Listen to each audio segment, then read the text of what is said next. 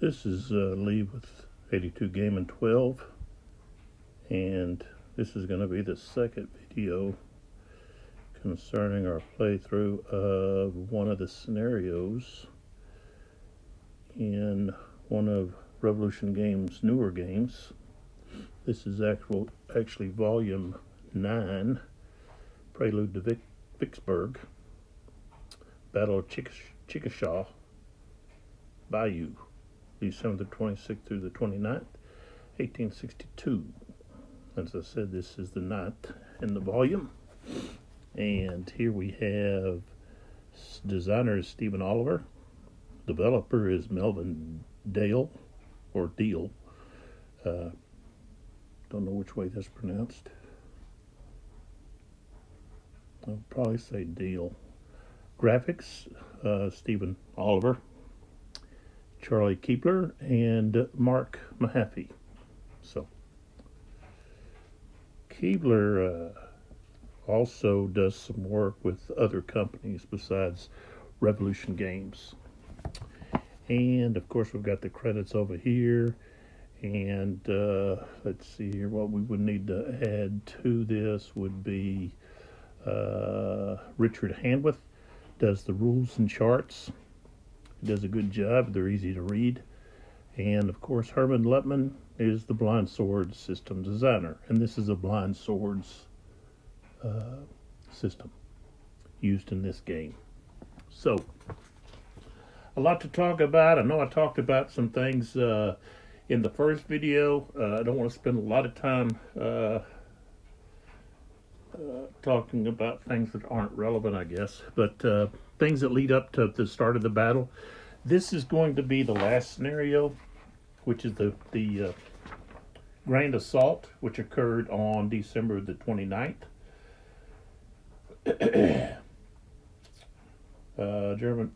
General Sherman told his subordinate General Morgan that we will lose 5,000 men before we take Vicksburg, and may as well lose them here as anywhere else.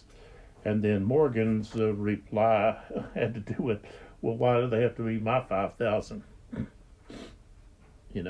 So we can talk about what we need to add in, so forth and so on. Again, I'm going to show the map here, pull back. So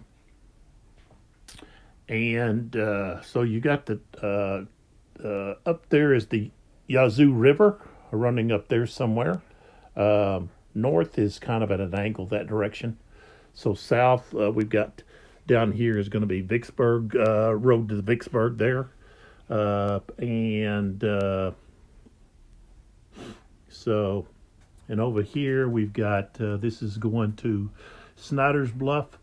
And I'm going to talk about, got some reflection here, so maybe I can get rid of some of that reflection here. I don't know if that really helped.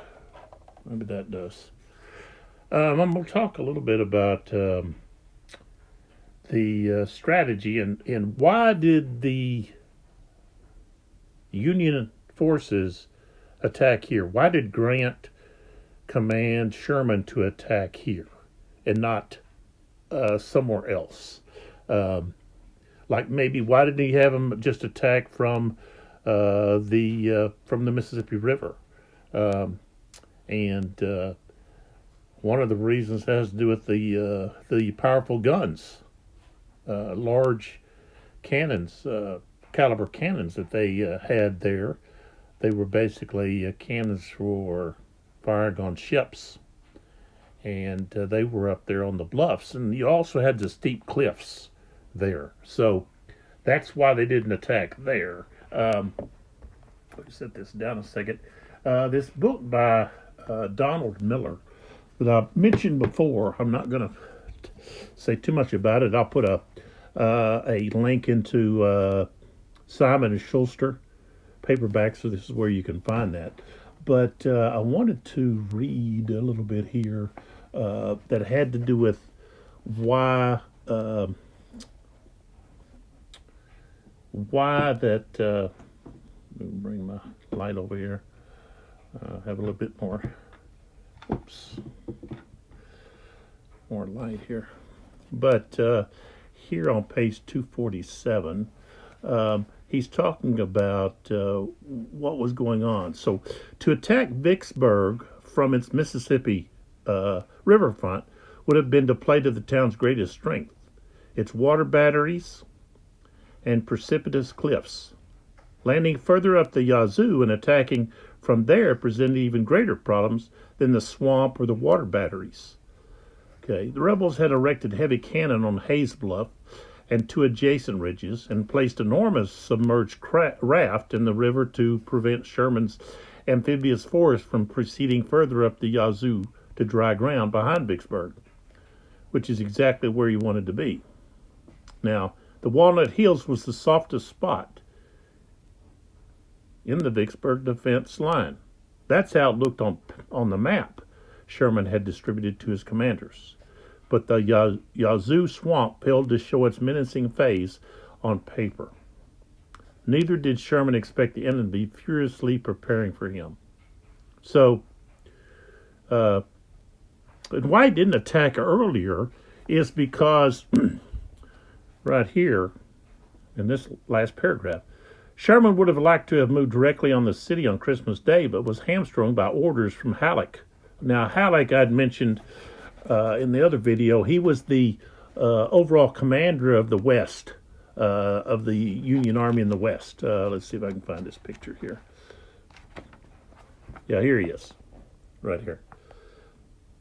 And he did not trust Grant. So, but going back, so Halleck had ordered him to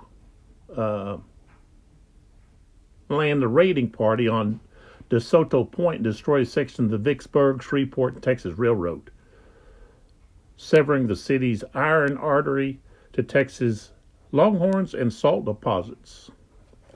Okay. So what happened was they went up there, Pope made this expedition up there, up the river, to attack and destroy some railroad, the railroad up there. But what had happened prior, you had some heavy rains and the floodwaters that destroyed several bridges.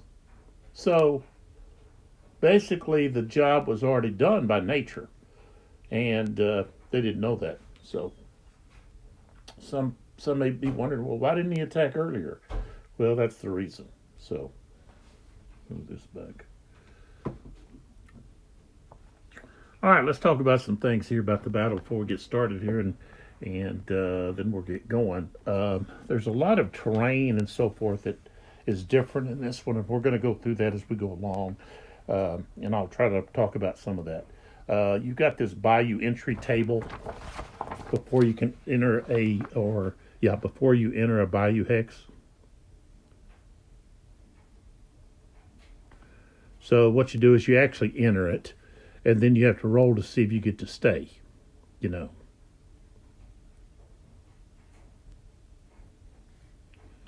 Well, I guess it's actually you don't enter.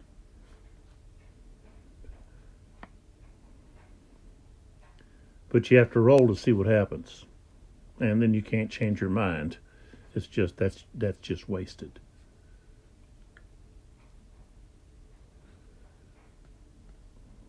So,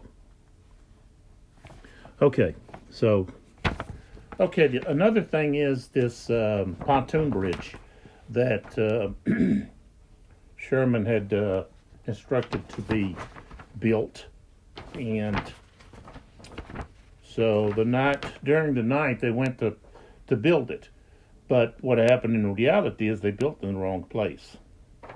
So then they had to go and build it again. So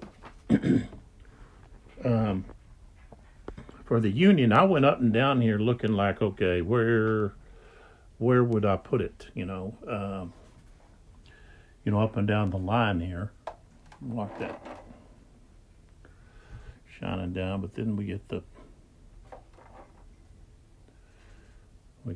But okay, so there's not very many troops over here. Okay, so it'd be kind of a waste to put it over here because they'd have to cross in order to get over to the pontoon bridge. They'd have to cross the bayou anyways. So, and here, try to put it in here somewhere, um, possibly. I could see maybe placing it someone here, but the units still have to. They're going to have to go through this these trees that have been chopped down and intermingled, okay, sharpened and so forth. And the ones that have the thinner number of trees, I'll show you a thicker one over here, right there. Okay, Union can't even enter that. They've got to use a Pioneer. Okay, they've got to drop a Pioneer on it and it takes a while for that Pioneer to chop through all that stuff and remove it. Okay, here they can move on top of it, and then they got to stop. So that slows them up. So I don't want to put it where that's going to occur, and that's all along this area. So I either got to clear it, which I can't do. I've got to put it now. So I'm going to put it right here. This is marsh. Okay, it's going to cost $3 to go, but it's not like Bayou, where I have to roll on the Bayou table. This is costing $3 to get on there. Now, if you stop on the pontoon bridge, then it's just like being in the bayou. Okay, you don't have to roll, but the penalties and so forth for being in the bayou apply when it comes to combat. So that's where I place it. Now I have to roll to see if it stays there or it goes somewhere else. Okay, so what we have here is we got Patterson's get lost. So right here I'm going to roll a die to find out. So I haven't pulled out any die yet. Okay. Can't believe I didn't do that.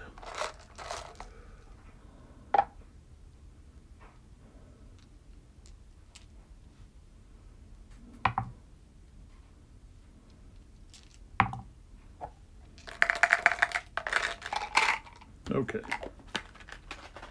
So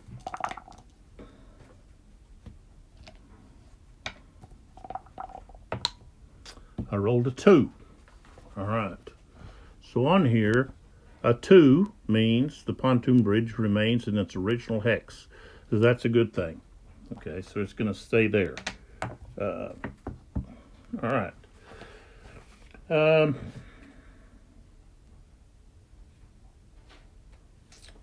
Okay, now let's talk about what chips go in the cup. Okay, so we're going to have the Looney Tune cup here. We're going to put chits in there. All right, so we've got Lee's division chit. Okay, goes in the cup. Okay, Smith's for the Union. Pemberton. Now that's something. Pemberton was not at Walnut Hills and the Chickasaw Bayou until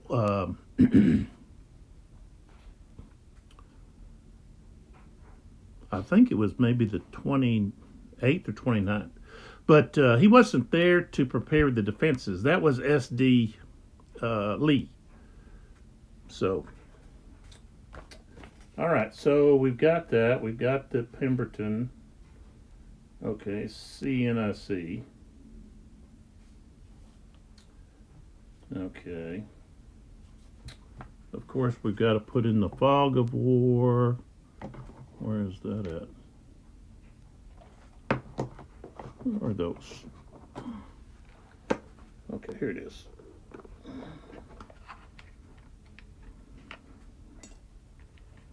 Fortunes of war, fog of war. Okay, so we're good there. Okay. And then Looking here at the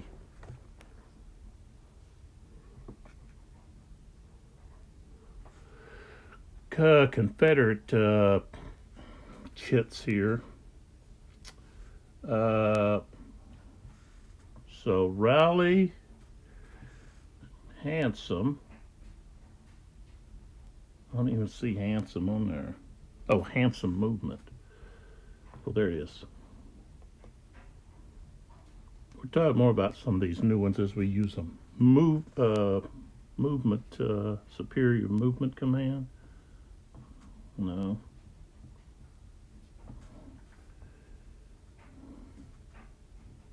No. Command Confusion. Sharpshooters. Good Ground. I think there's going to be all of these. Firing Low. Seeing the Elephant. Superior Artillery. Okay, so the Union are going to have Morgan.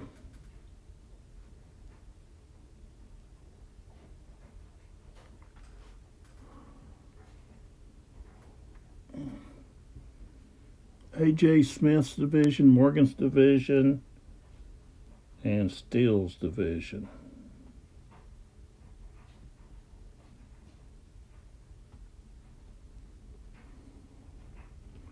M.L. Smith's division, Steele's division, Sherman, CNC, Stand to It, Hurrah, Rally, I think it's going to be all of these. Command Movement,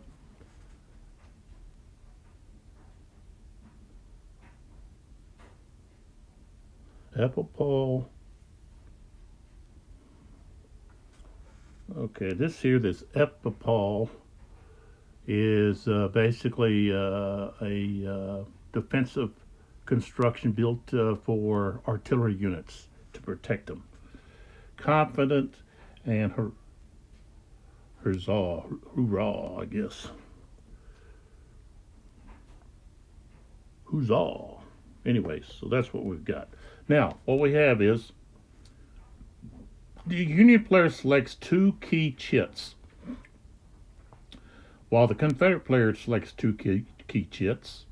Players will then randomly select 2. So,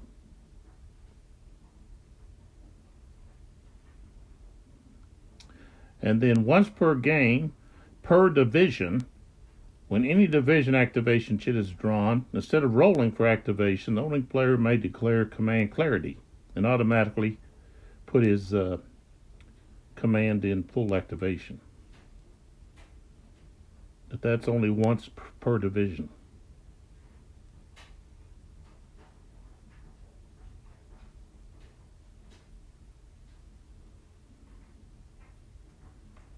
Okay, so I'll have to turn those over and do that.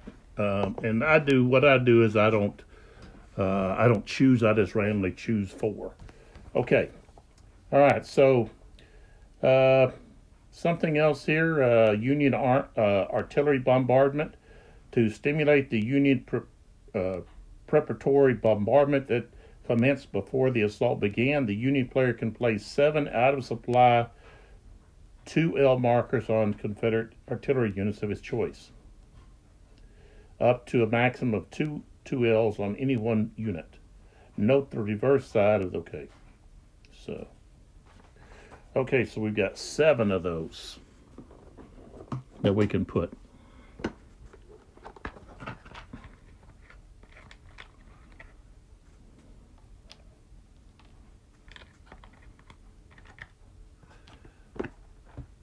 All right, so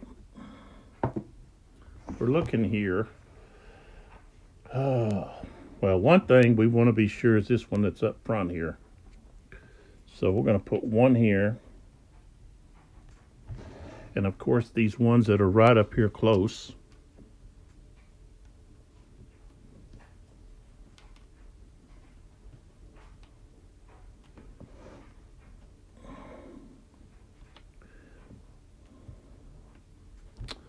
And let's see, we'll go ahead and do this one.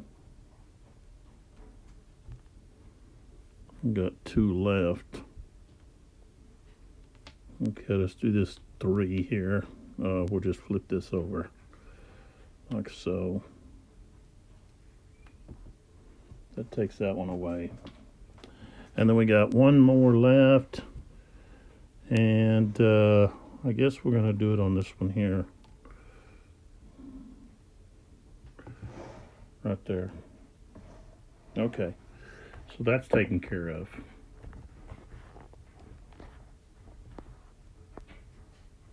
All right. So let's see what else we got to talk about here.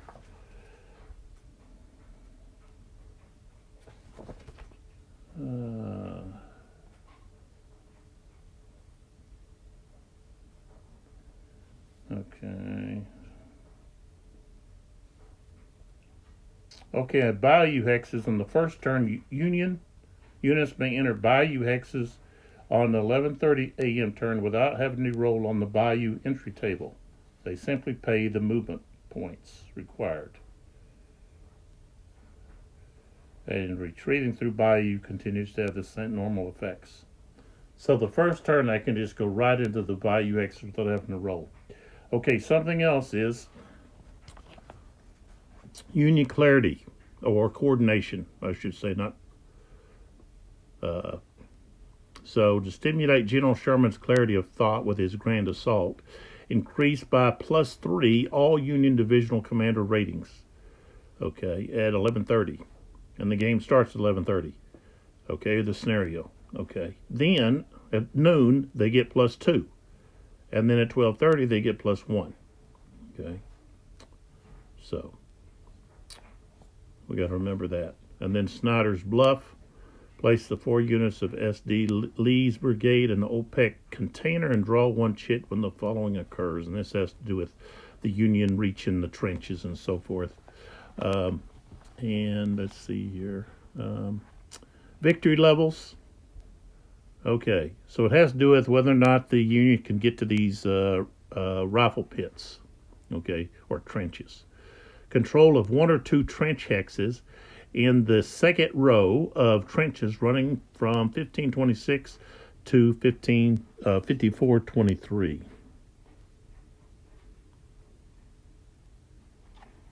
Okay, let me show you what that is. Okay, so that's going to be here all the way across to right there. Okay, if they can be in control of 1 or 2 hexes, that's going to be a Union decisive victory.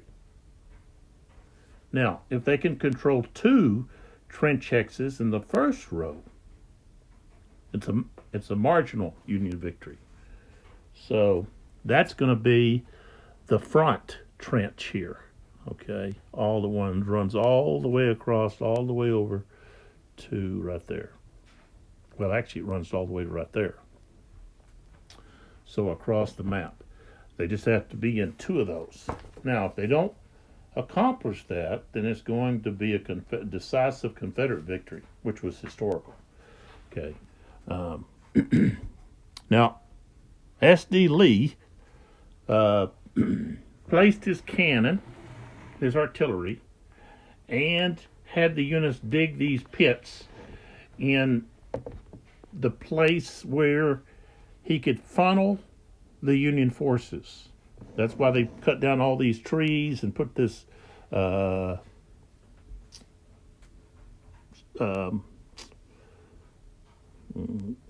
sharp, tangled mess all over the front lines there, so that the Union forces would have to work through that and slow them down. Okay, and it also give them a chance to fire cannon and sharpshooters and so forth into the masses they're trying to get through all that stuff. So the only place you don't have a bunch of those failed trees and so forth is going to be over here. And if you notice, this right here is called cypress, this stuff here.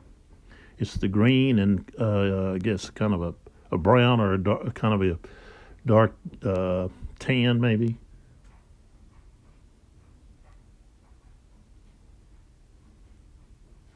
So, um, let's see here. Oh.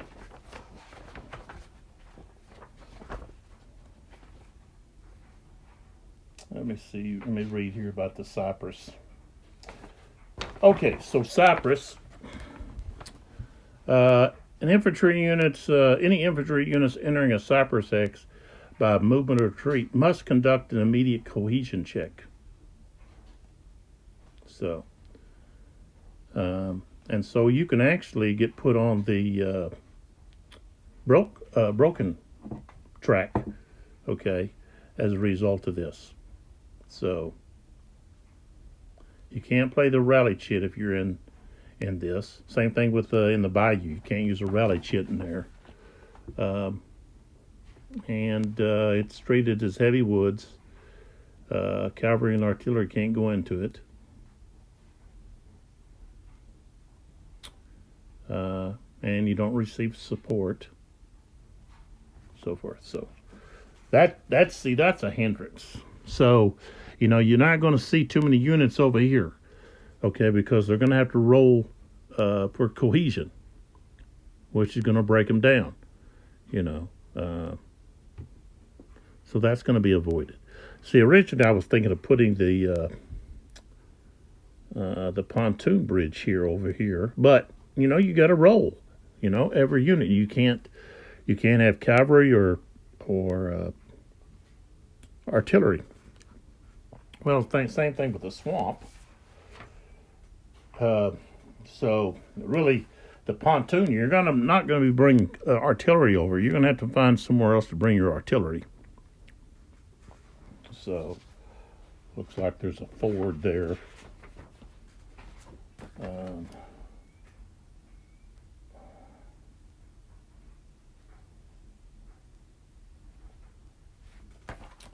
And that's right here. So that's one place that they can bring the artillery across if they can push through. So, but okay, so almost 30 minutes in and just been going over this. So what we need to do is get started. And I don't know how much, I may not be able to get even a full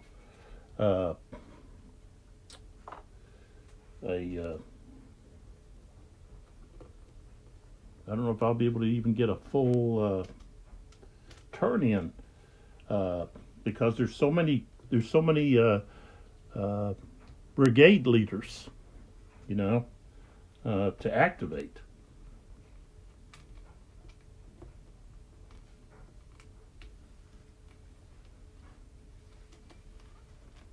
Oh, what am I doing here?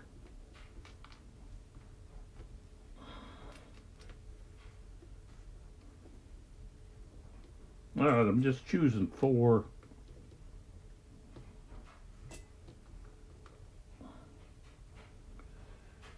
of these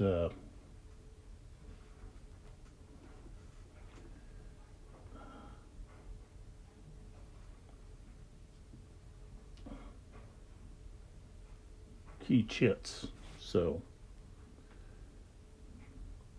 all right, I think we're ready to start. Let's make sure I've got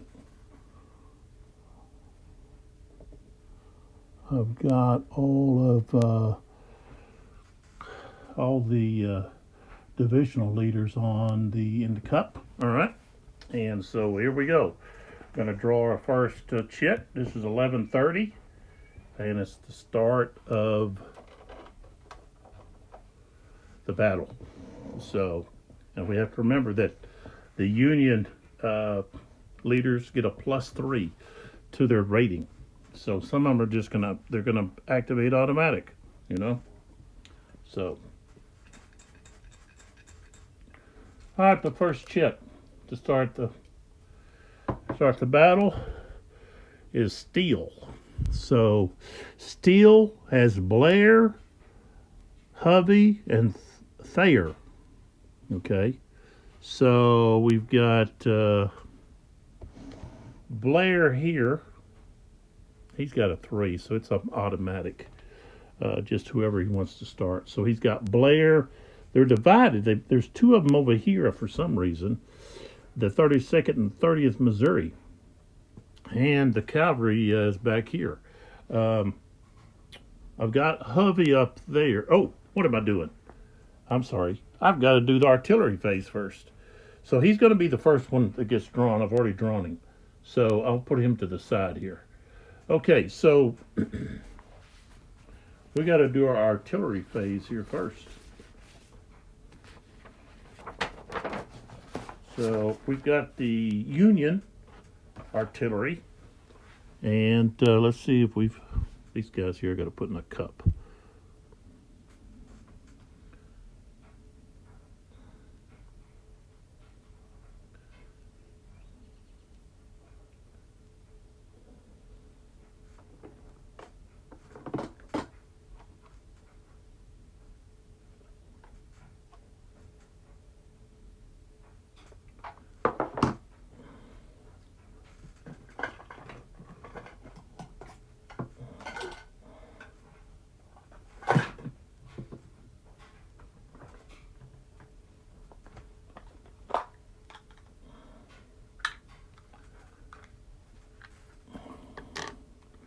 Okay, so Union can do something first.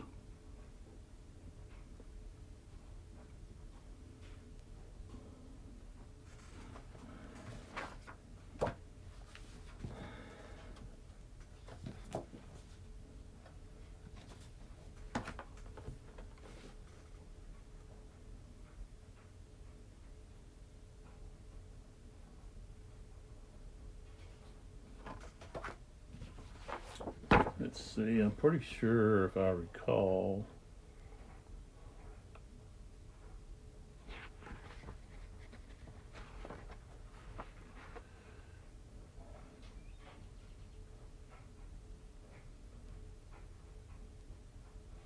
Oh.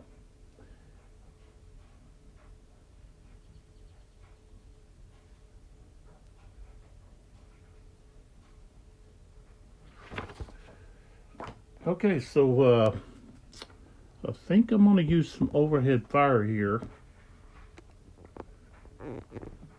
So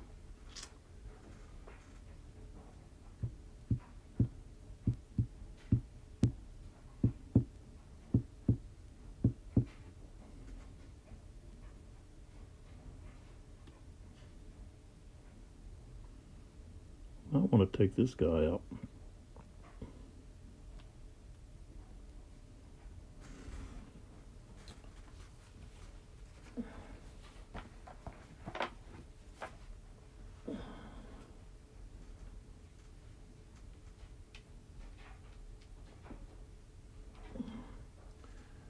And I believe I can also, we're going to actually fire right here.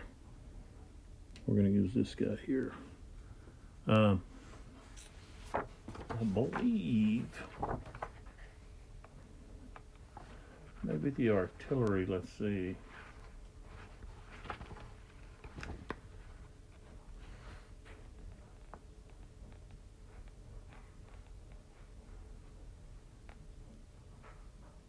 Okay, so artillery has to be stacked in the same hex to combine fire. So there that is. Okay. All right. So oh,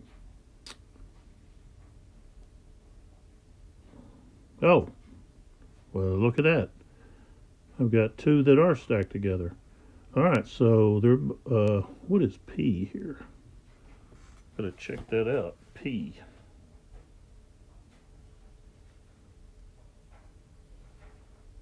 No, parrot. Uh-oh. That can be deadly.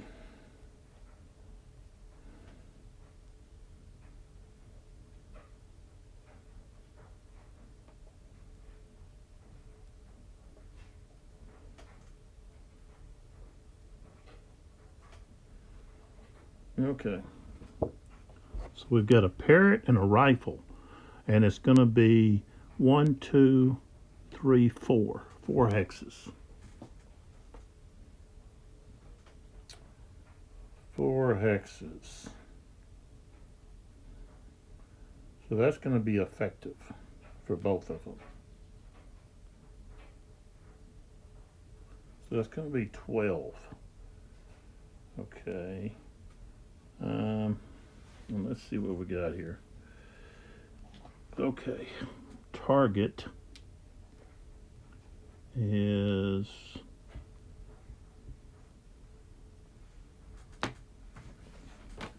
let's see what that is.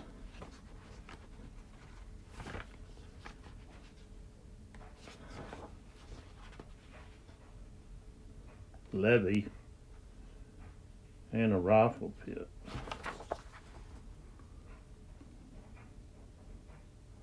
Levee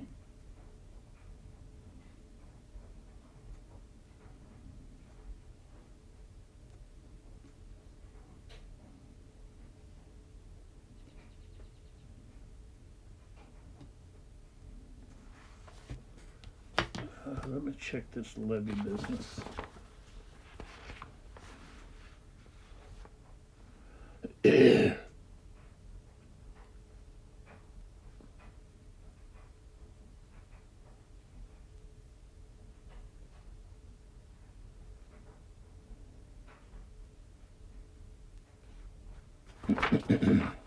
And then a rifle pit. Okay, so as I said, we're firing here at Wolford and the Vaughn 62nd Tennesseans, and they're in a they got a levee and a rifle pit. Okay, so we look here and we go down the list. He's in a trench. Okay, so that's 2 to the left.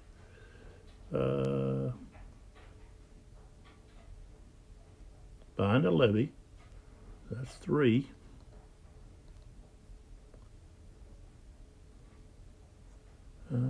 What is it? Firing over a unit. Now we're at 4.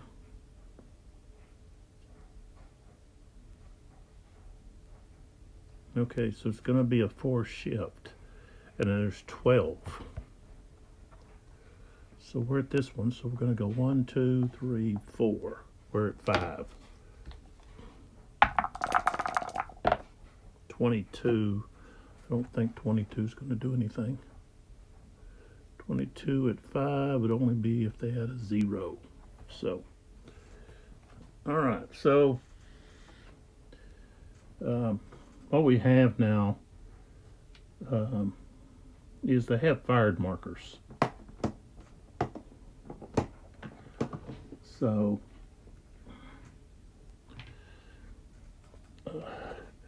you can put on here fired or moved.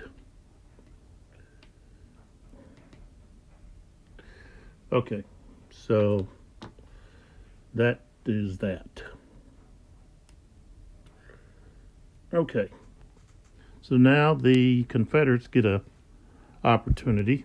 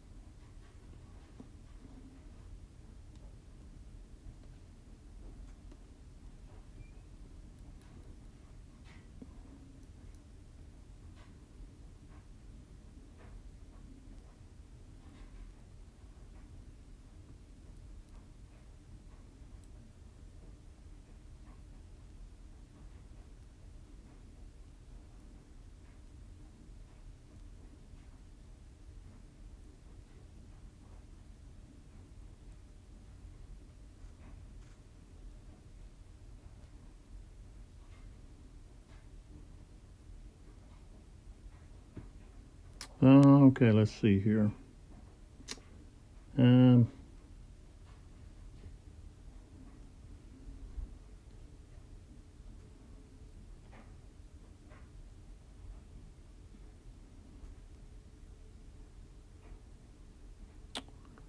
Okay, so artillery has a movement of 6.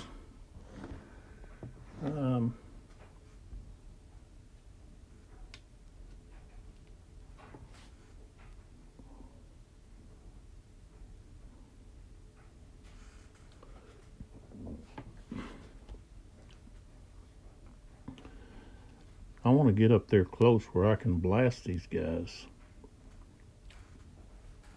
So, I'm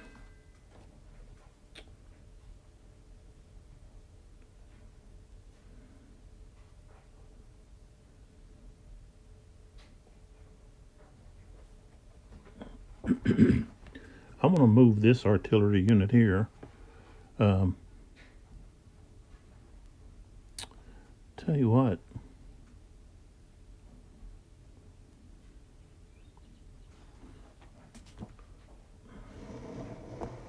I've got these 2 guys over here.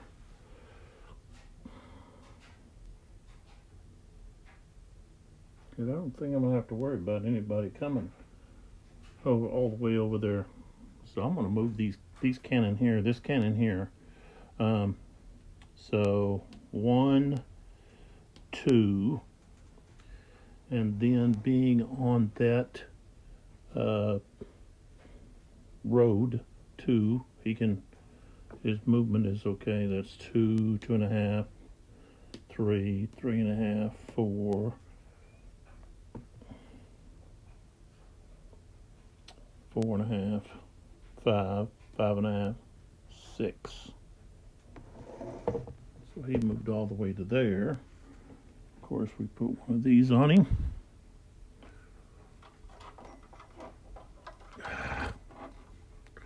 Tell you what, that light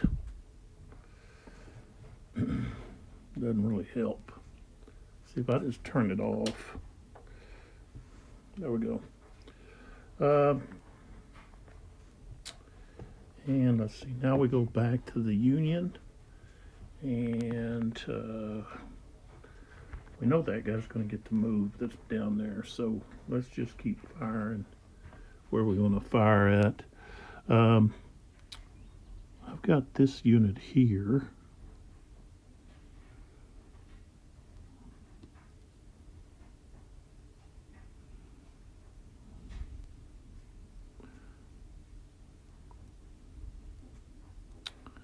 So really, let's see. No, that guy's not. Let's see, this guy's not. This guy is at a higher level, so he's not going to get the benefit of the levee. He's going to get the benefit of the trench right there, but not the levee. So this guy is going to fire here. Okay, so that's going to be 6. 2, 1, 2, 3, and that's a mixed. So, all right, let's go back over here and take a look. All right, so we're firing over. That's -1, or 1 shift to the left, and the trench is going to be 2, so that's 3.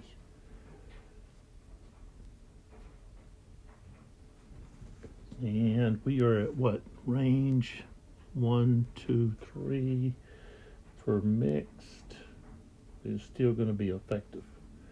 So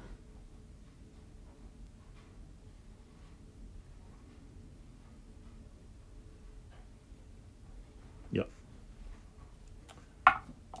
Okay, so 6 minus 3 on here is going to put us at 3. 44. Right here, coming around, it'd be a 3. What is he? He's a 3. So we can roll to see if we do any kind of damage. That's going to be a routine. Ooh. I rolled a 6 and a 5.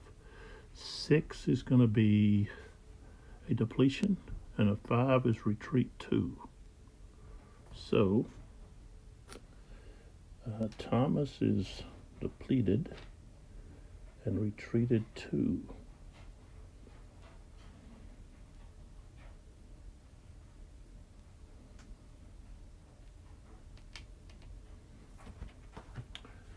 And that one's done. Okay, so now we go back to the Confederates, the rebels, and you know what? I'm gonna move Johnson too here. 1, 2, 2.5.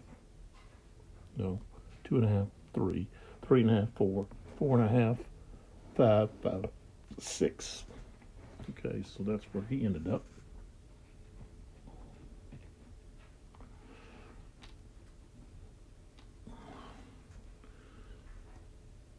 All right. Got a lot of artillery to go through here. All right, let's look over here. What do we got? All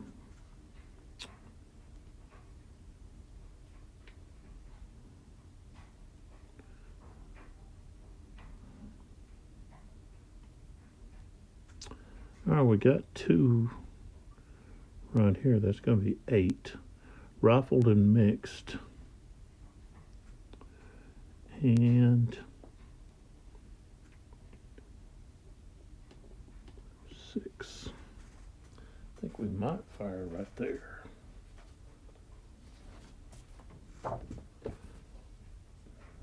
Yeah. Yeah, I think that's what we're going to do. Okay, so there. Or we could just try to blow this guy out of there.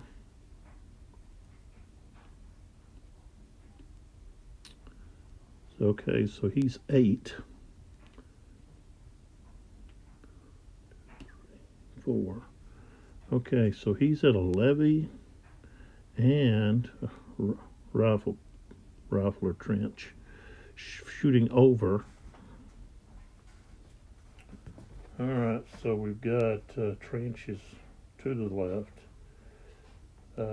firing over is 3.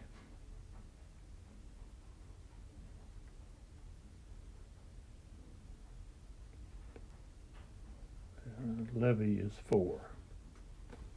So what are we at? 8. So I have to drop down. We've got to drop down 4. So we're at 8. 1, 2, 3, 4. So we're at 3. 11. Nothing. Okay.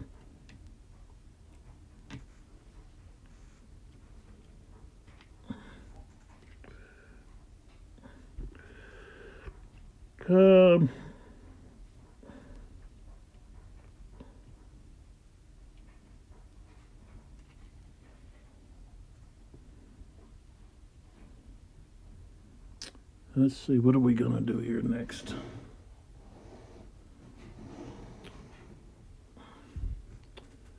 All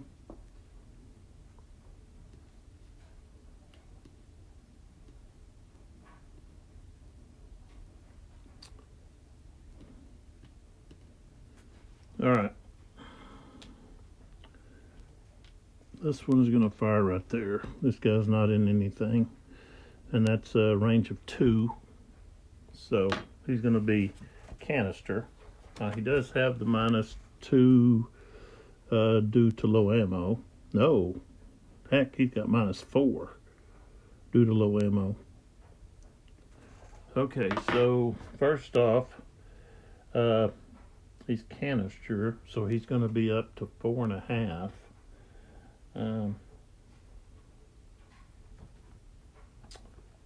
Okay, 4.5, and he is what, rifled? Uh,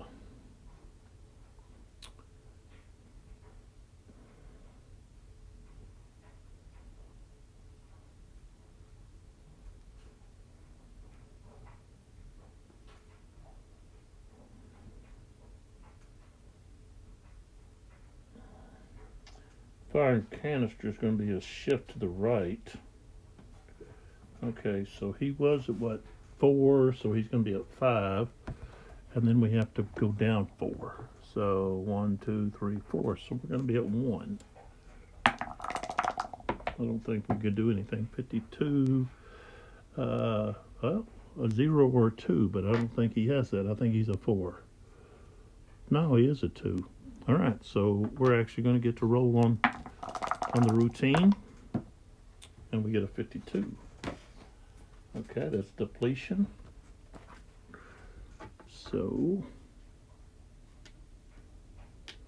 that was good. Of course, he's 54th Infantry is depleted. And so now we put a fired marker there. All right.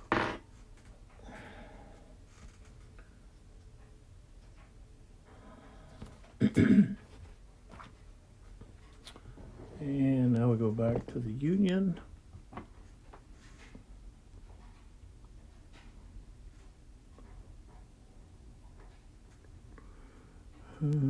Let's see what we got here.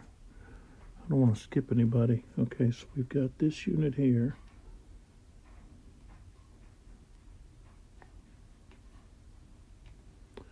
So he could fire right there.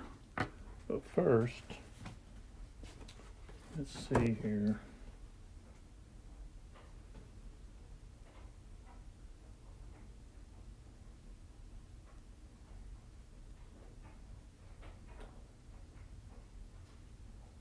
Okay, he's firing from a fallen timber. This here is light woods.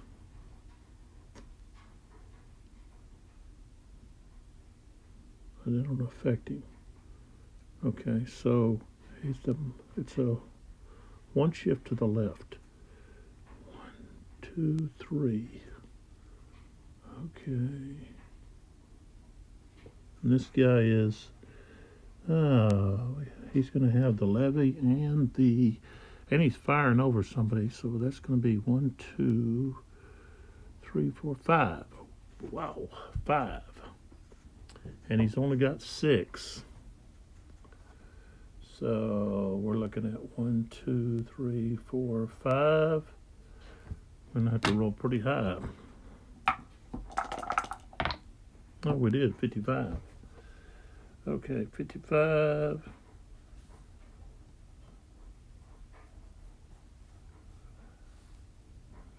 Oh, that's only he's got to have a 2.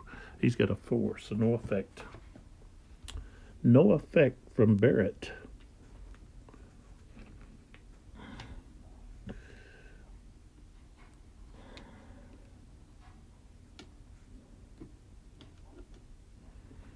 All right.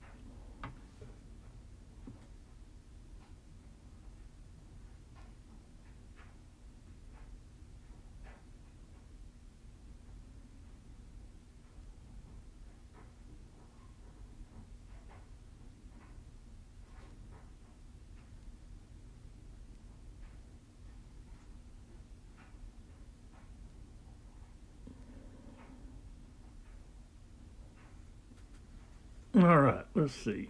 I got distracted there thinking. Too quiet there. All right, so they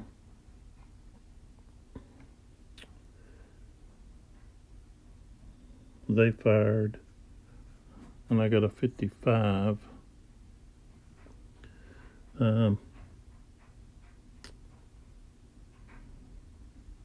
But he's a 4.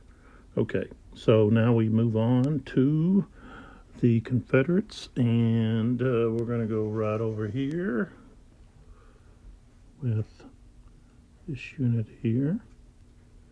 It has a -2. He's going to fire right here. Okay, so we're going to hit those guys again. And let's see, we are, okay, we got that -2 to the left, but we are canister, so we're at 3 to start with. And that is smooth bore. So we're not firing over anybody. He's not in any kind of terrain.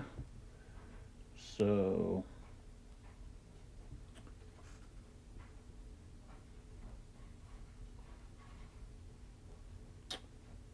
50%, well, it's 100% are SPs. So that's a right shot, shift column to the right.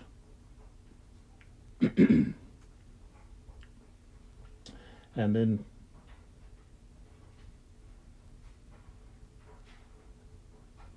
let's see. Okay, so we're going to be at 3, 4. And we got to move 2 down. 2, right? Yeah.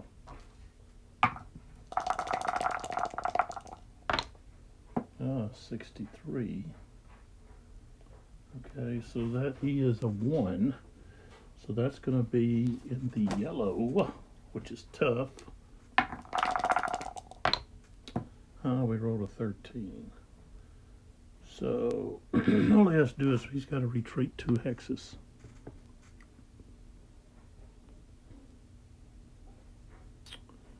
So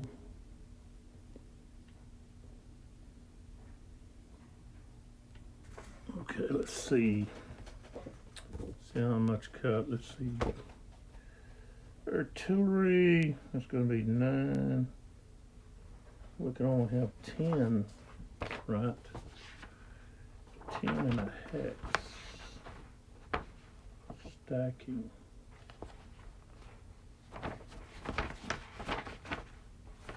Yeah, 10.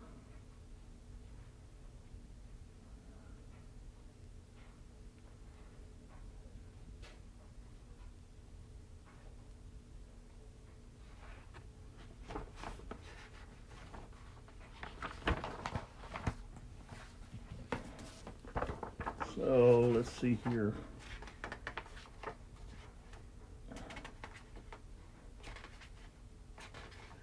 You're forced to move back.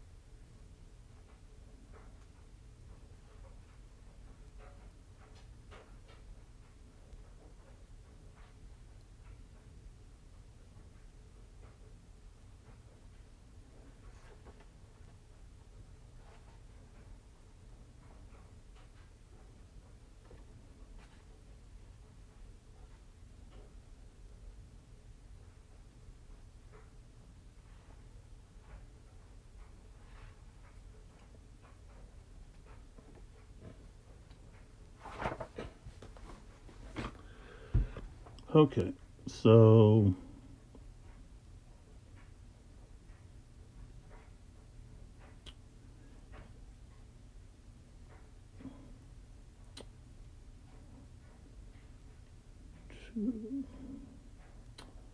yeah, he can retreat back here to this.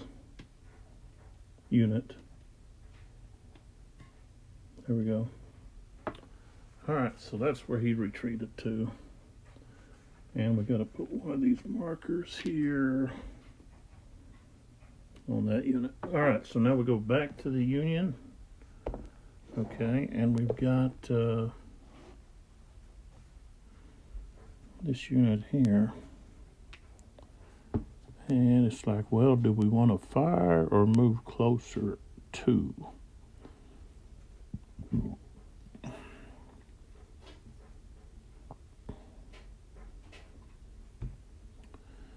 And I think we want to move up. Oops. So I'm going to move him.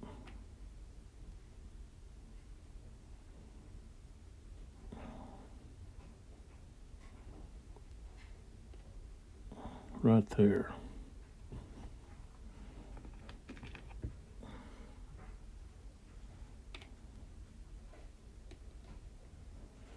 All right.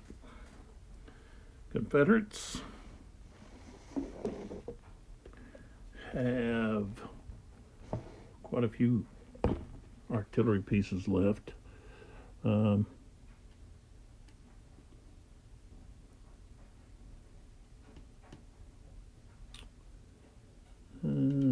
This guy's in the open. 3. I think he'll fire at him.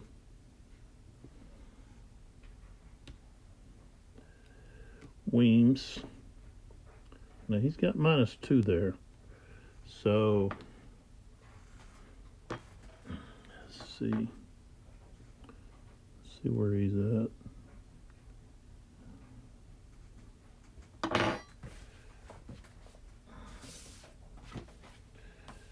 Oh, let's see if he's going to get. Well, he's going to be on the C level here. 52. Gotta have to have a 1. The guy's got a 4. So that didn't work out for us.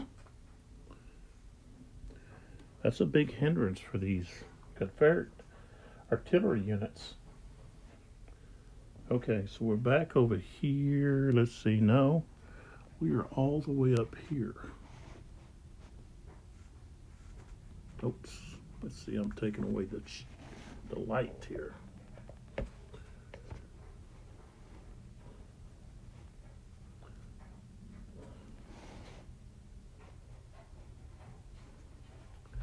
All right. So this unit here. Oh, there's 2 of them.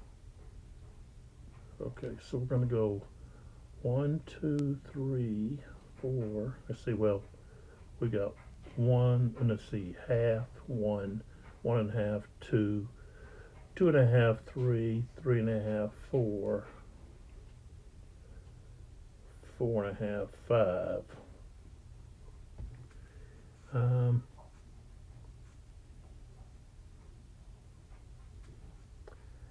And he'd have to stop right there. Let's see. Yeah, he'd have to stop right there.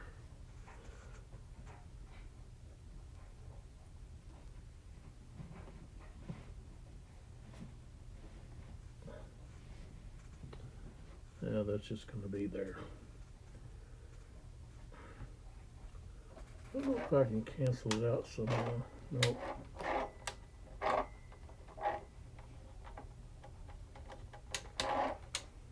Nope.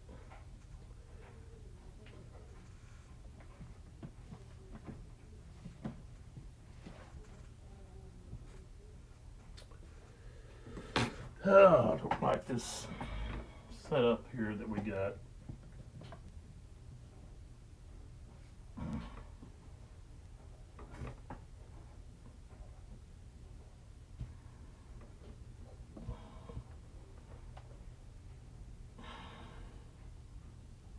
To hang it from here. Can't do that. Okay.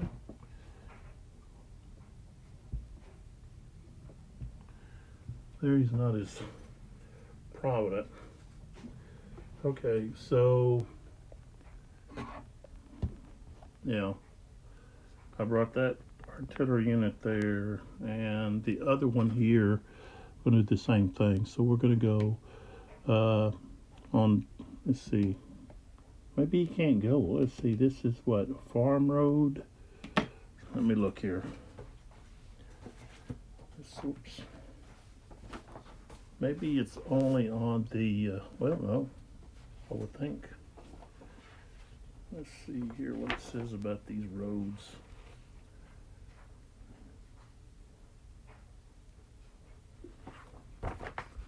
Okay, now that's considered a lane. Okay.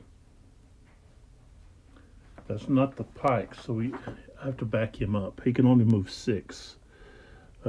This each on this lane, it's 1 movement point if you stay along the lane. So 1, 2, 3, 4, 5, 6. And I can move them together. 2, 3, 4, 5, 6. Okay. All right, so that's where they're at. Okay. I'm gonna have a lot of these to take off. All right, so we go back here to the Confederate side, and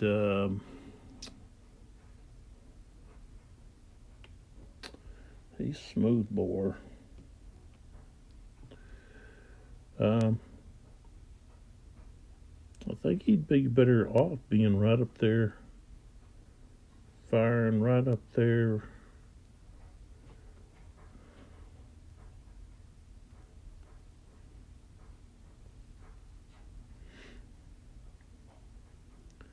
At these guys.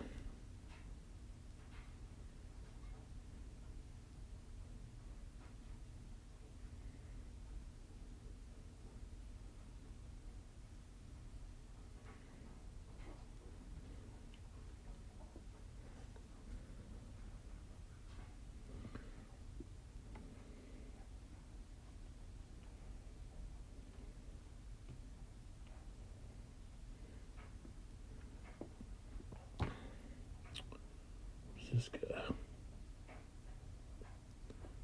Fired him. Fired this guy.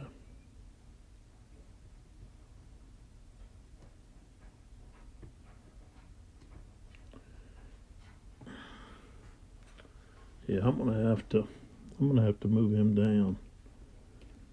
Thing is, if he moves down,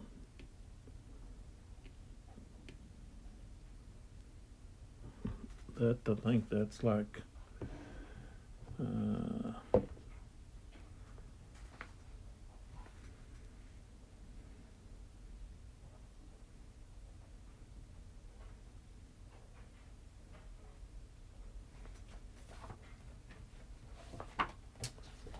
that is going to cost.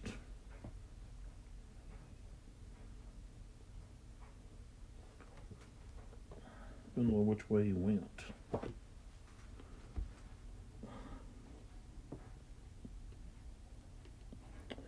One, 2, 3, 4, 5. All right, we're just going to do that. Well, what has he got? Hey, he's got a 4. I have to fire at this guy. He's got a 2. That's the only one I'd be able to do anything to. So I'm going to fire at the 83rd Illinois. Range 1. Let's see. 1, 2, 3, 4, 5, 6. Okay, 6. It's gonna put us. What are we, mixed? No, smoothbore. Oh, that's gonna put us at long range. We can't do that. Can't do that.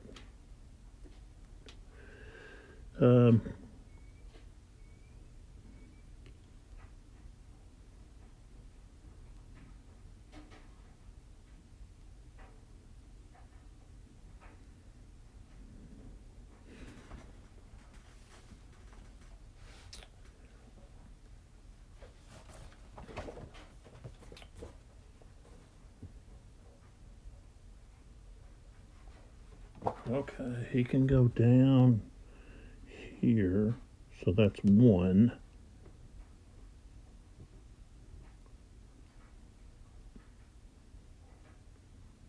2, 3,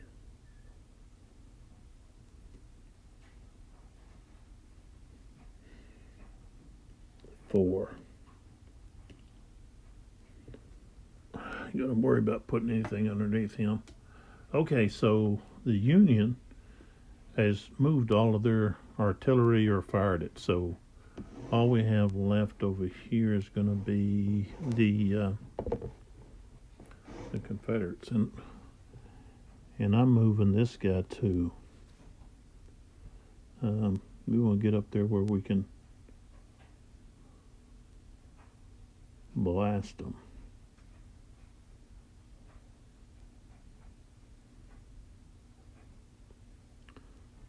So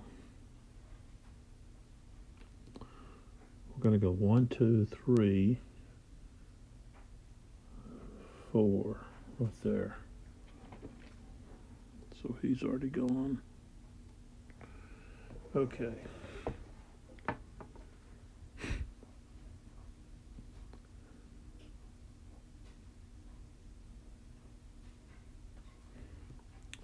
Tarleton.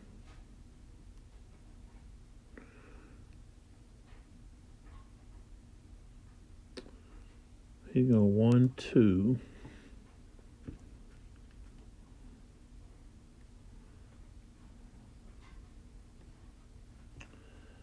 And then the only one I got left is going to be this one here.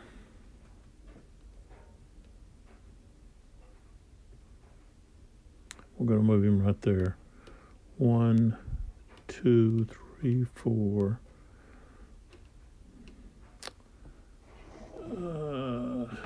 4 trench. Oh, that's 3, 4. I guess he'll go 5, 6 right there.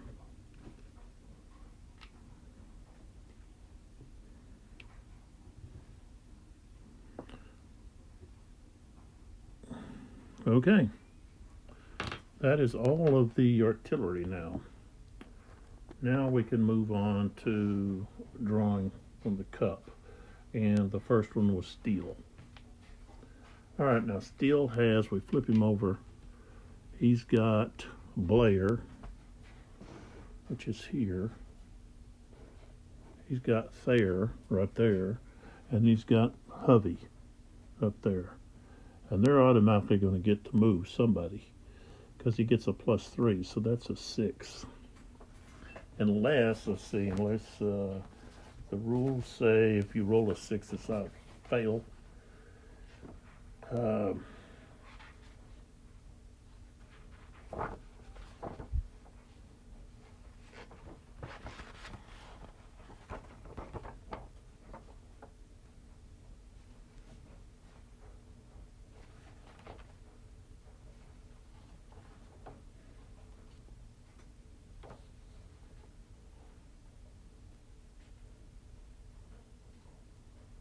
No, doesn't say that. So automatic.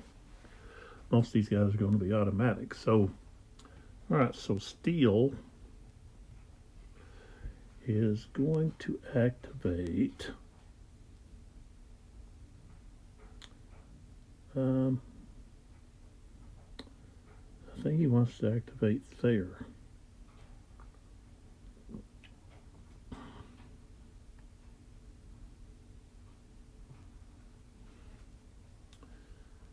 Thayer's going to move up.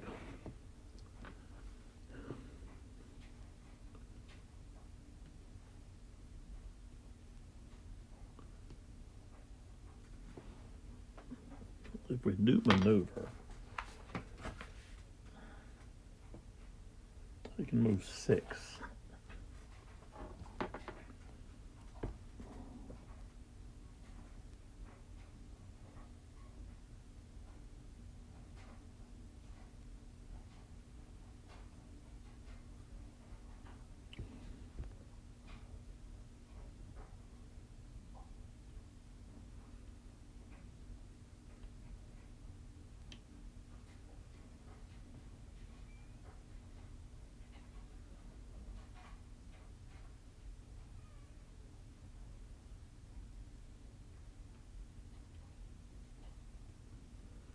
Okay, they can go into the Bayou without having to roll, so it costs him 4. So he goes into the Bayou at 4.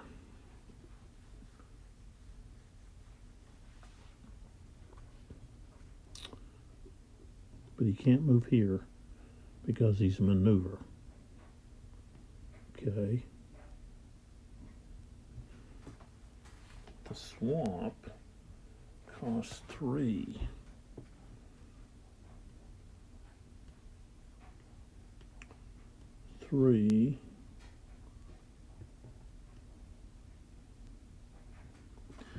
And then that other stuff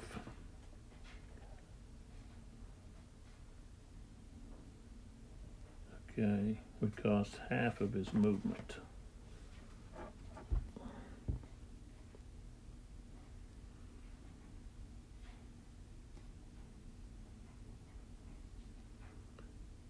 So he would be able to go there. Is that right?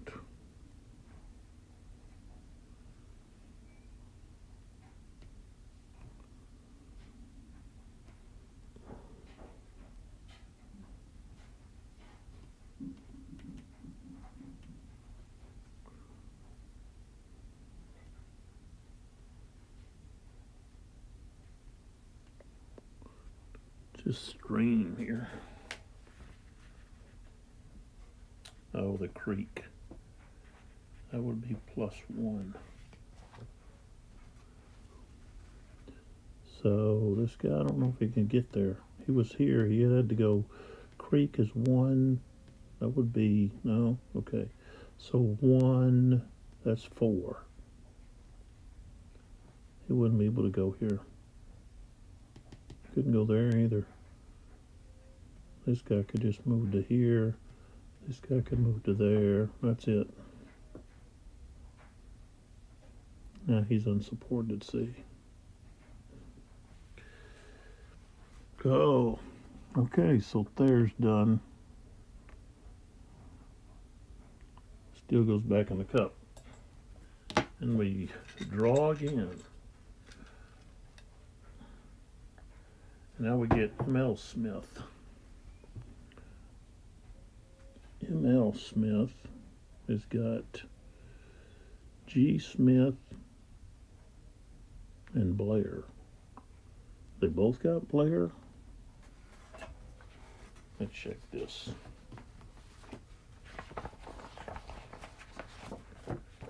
Seems like I remember something about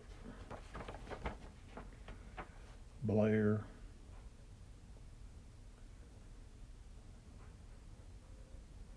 Oh, he's under M.L. Smith this turn, this scenario.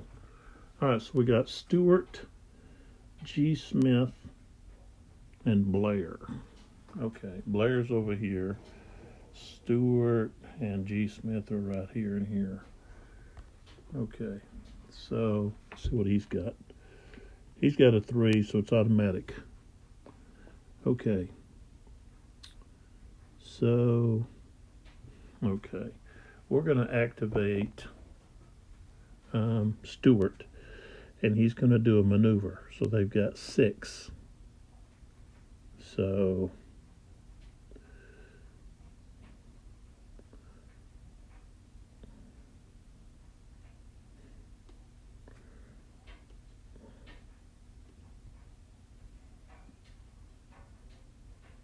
okay, so he goes 1, and then that's 4.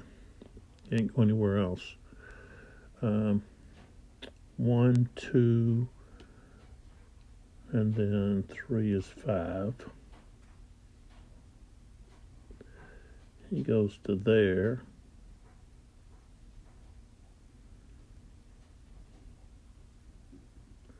Which is 4. And then 1, 2, right there. And then this one here,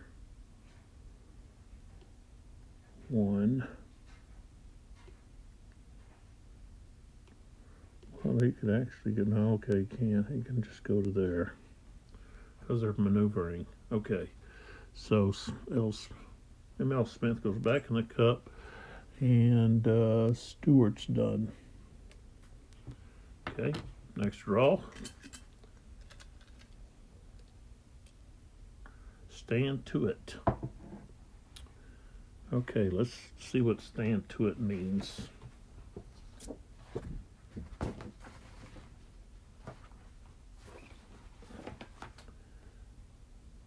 All right, here it is. You hold this chit and play it as needed for any U.S. infantry unit that is affected by any cohesion test hit die roll caused by combat or cohesion check caused by the Bayou, Cypress, or Sing the Elephant. Playing this chit will force the re-roll of one or both die. If used for a cohesion check, add +2 to the unit's CR and re-roll. So, all right, that's good to have. So we'll set this to the side here. All right. I might just set it back here. There we go. Set it back there so I don't forget.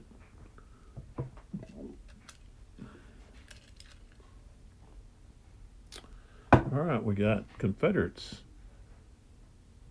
M. Smith, which is going to be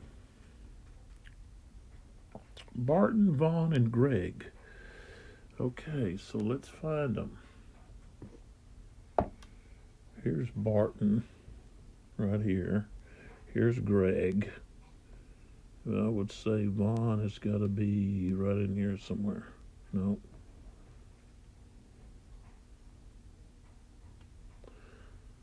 Well, we got one Vaughn unit right here.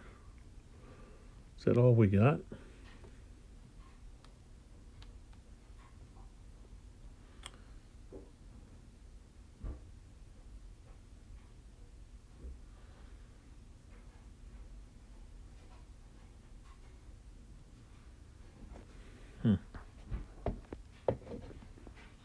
Okay, so first off, where did I put them? Okay, so first off, we've got a roll for his initiative. So roll to 1. So we got a full activation here. And so we flip him over here, and we are going to use we're going to use Barton. And I think we're going to use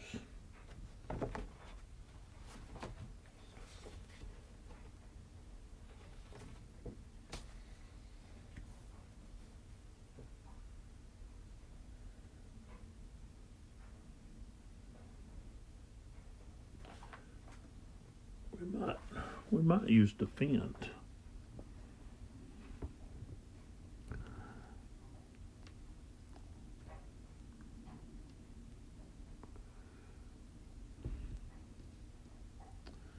So, okay, let's fire first.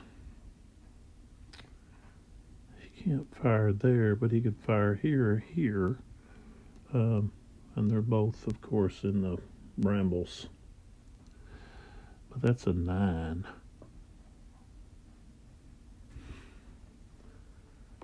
Yeah. I think we can use attack or defend. It doesn't matter. Attack allows me to actually move him up there closer and actually attack this guy.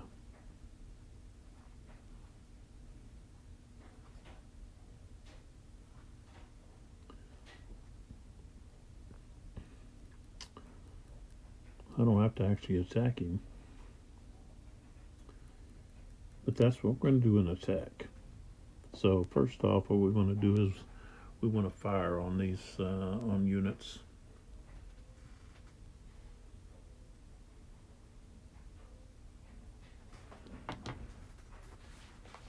So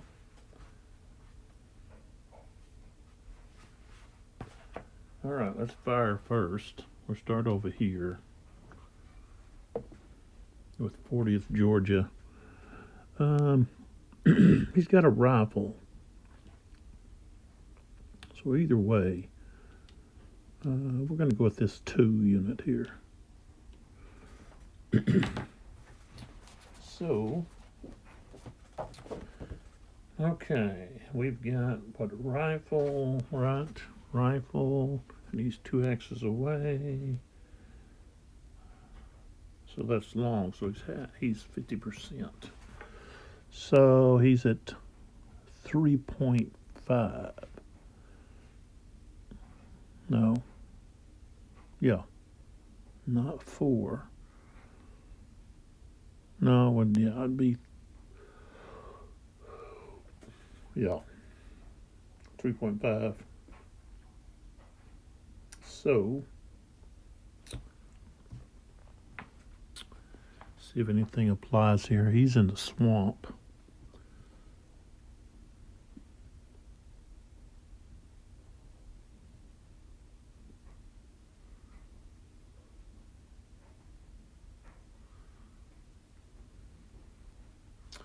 Okay, so we're just going to be at 3.5, which is going to be 3. 41 is going to be 0 to 2, and he is a 2. So we get to fire in routine. So you can see this. Okay, so he had 3.5, which is going to be, it's going to be at 3. And it's actually going to be more than that. 41. No, it was a 0 to 2. Yeah. So 41's the blue coming across here to 3. So that's going to be 0 to 2, which is routine. We come over here and I rolled a 36. Routine 36. No depletion, but 6 is morale hit and retreat 2. So he's going to be shaken. And he's got a retreat 2, which 1 is going right here. And since he went right there,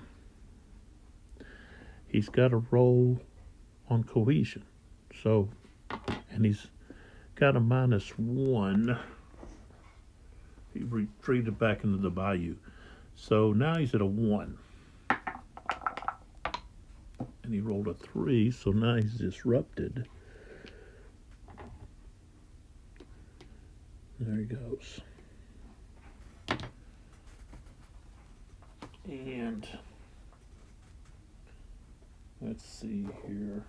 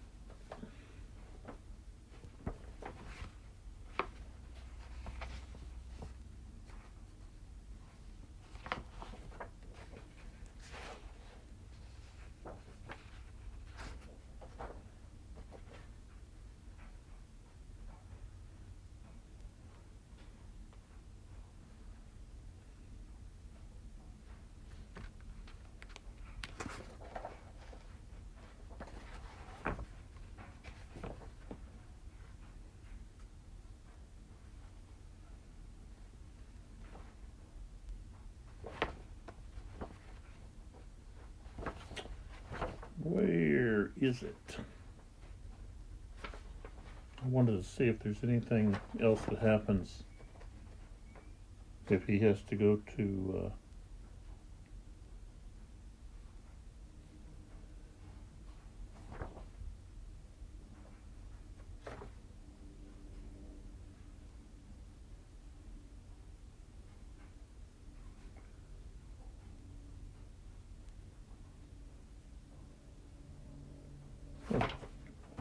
nothing else, just that. Okay. All right, so he's disrupted, knocked back, so that's success there. Now we go over here to this 52nd Georgian unit, and I think He's rifled. So I don't think he has a line of sight there. I guess he might. But we're going to fire right here. So, and he's in the tangled mess there. So that's going to be somewhat a hindrance. Okay, but we are at 7, and that's 2. Rifled. Oops. 2 is long range, so that's going to be a half, and he is 7, so that's 3.5. And target is in fallen timber, so we now are at a 2. Strength. 14 is not going to get us anything. It's going to be a miss. It's ineffective. Let's see what we got here. Okay. So now we're going to use this guy. He's going to fire in the same place. Well, yeah, he can't fire here. You can't see him. You know, he's at the same level as this guy, and you've got this levee.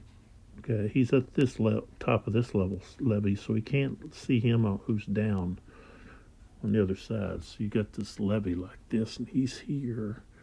He just can't. He can't see.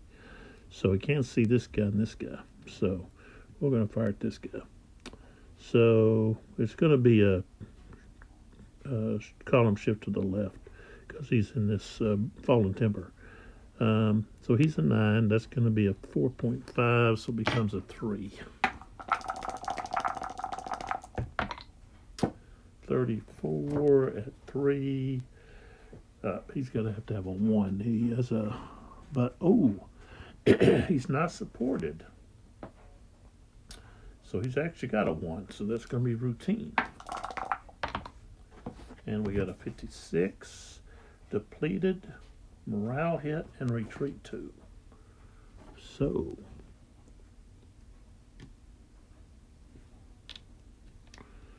morale hit, depleted, morale hit.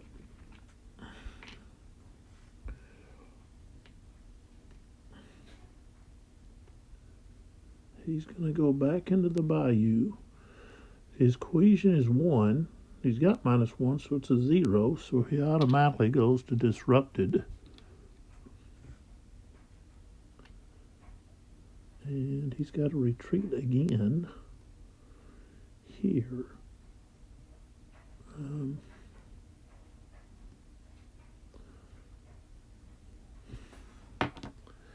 Let me see this about retreating through units. I guess you can, but I think they'd have to do a cohesion check.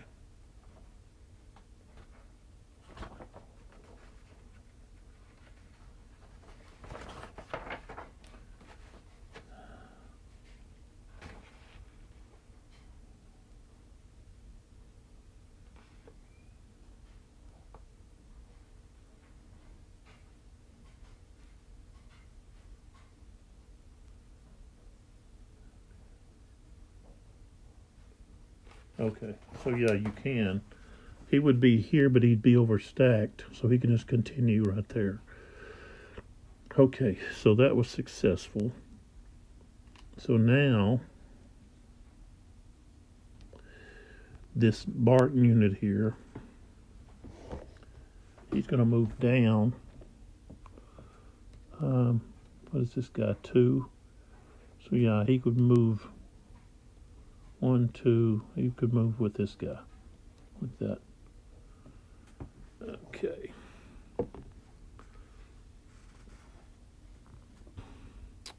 All right, so that's all of Smith. Barton. He goes back in the cup. Over here, we mark, and that's the brigade displays over here. I'm just deactivating those that have already gone. So, okay. Alright, so next chip is SD Lee. And he's actually got Withers, SD Lee, which is reinforcements, and Thomas. So, in regard to Thomas, they're here, and then Withers is over here.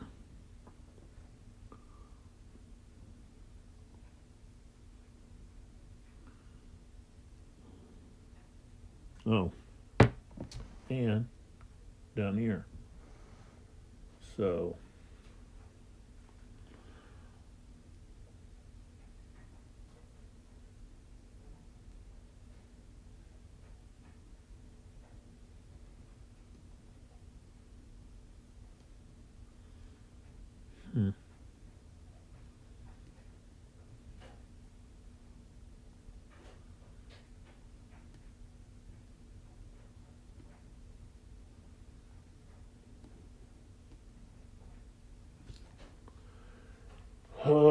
let's move, or at least try to move Withers here. I got to roll, actually. Ooh, we failed. So we've got to go with just a limited activation, which means just fire is all we've got. Fire combat. So,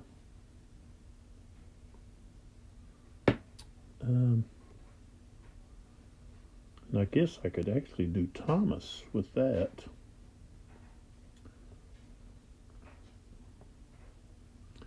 I didn't actually have to choose beforehand. I think you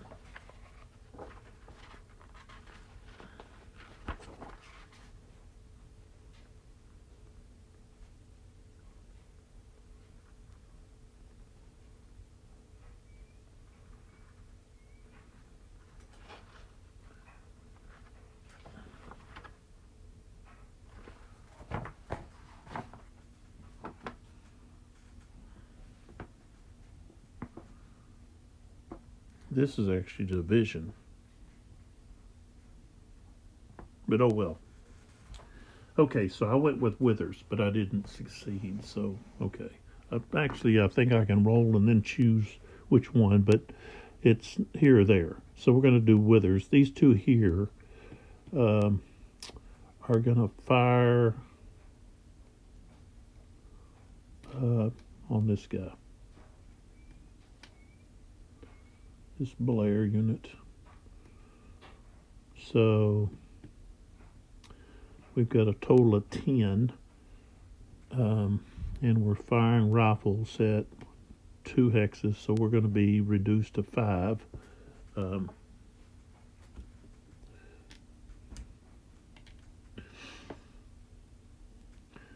He's in that fallen timber, and he's in some light woods, but I don't think the light woods is going to matter. Let's see, maybe it does. Yeah, light woods, -1. Fallen timber, well, let's say -1. 1 shift to the left, 1 shift to the left, that's 2 shifts to the left. So we were at 5, and now we're at a 3. Strength. 33 at 3 is a 0. He'd have to have a 0. He's got a 1. So, okay. So that didn't work out. Okay. So, okay, we would flip Withers over. All right. Put Smith back, SD Smith, or SD Lee, back in. We draw someone else, and it's Steele again. So Steele gets another activation. So Blair is not his this time. So all he's got is now his hubby, which he's going to automatically activate because they get a +3. So we've got these guys here that are going to be marching, and we can use, let's see what we can use. I would just use maneuver. So, okay, so maneuver. They can move 6, 3, 4, 5, 6, and then we just slide them all down.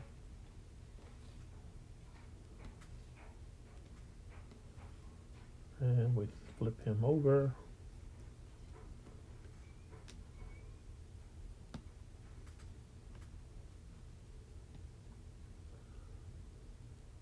And steel is done.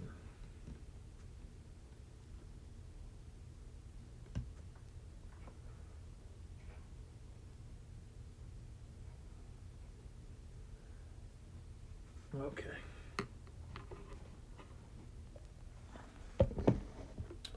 Next chit is confident. Union confident. Okay, what does that do for him? Confident. You hold this chit and play it after close combat resolved, and your unit achieved a retreat result against a CSA unit, or sent a CSU unit to the broken track, or eliminated it. This applies to attacking and defending USA units, and can include a unit in a flanking hex. After the close combat and after any advance after close combat, the chosen friendly unit has any morale hit marker removed. That unit may then immediately conduct close combat and has its CR increased by +1. So basically get an additional combat there.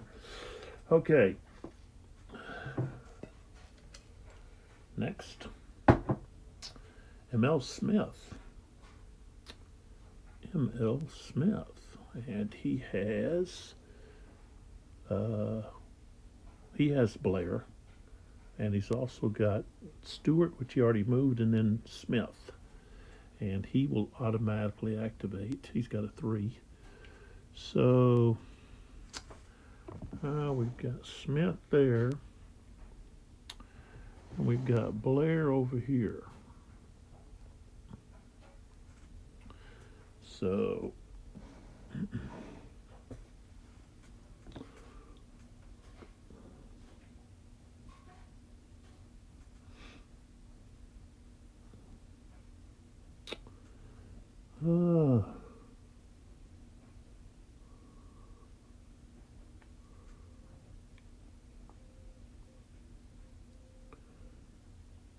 I think we're going to do a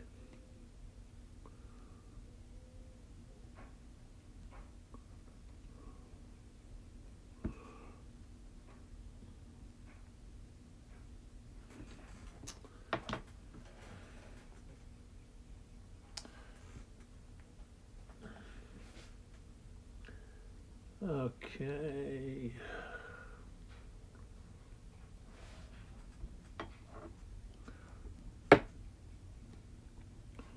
This light woods. What's it cost him to go in the light woods? 2.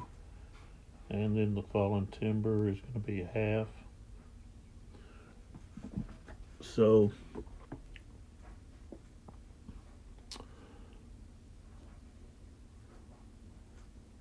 they could go into either attack or defense. It doesn't matter. They're going to have to stop there. If I do an attack, I can actually move these guys, fire, and then move.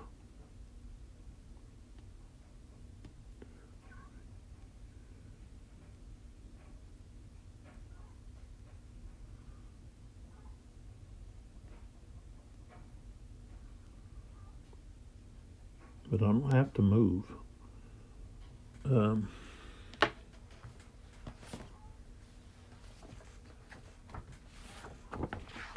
Well, maybe I do. Maybe I do have to move. Where's the attack?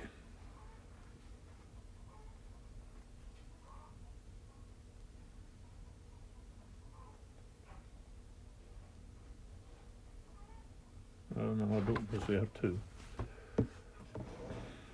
Okay, let's do the Blair. Um,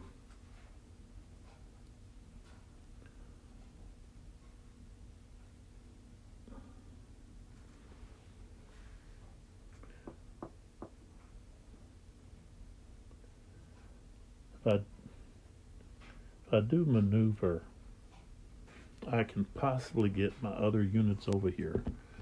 So, okay. So, if I do an attack, they only get 4 movements, which is just going to be entering that.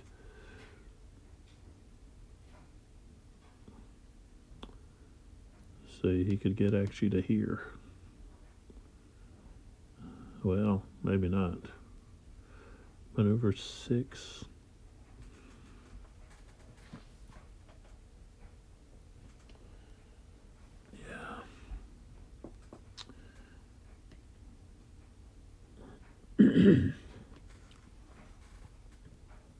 That's Heavy Woods is 4. Wow.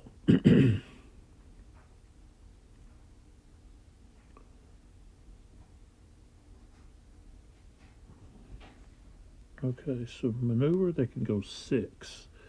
So I could actually have him in there.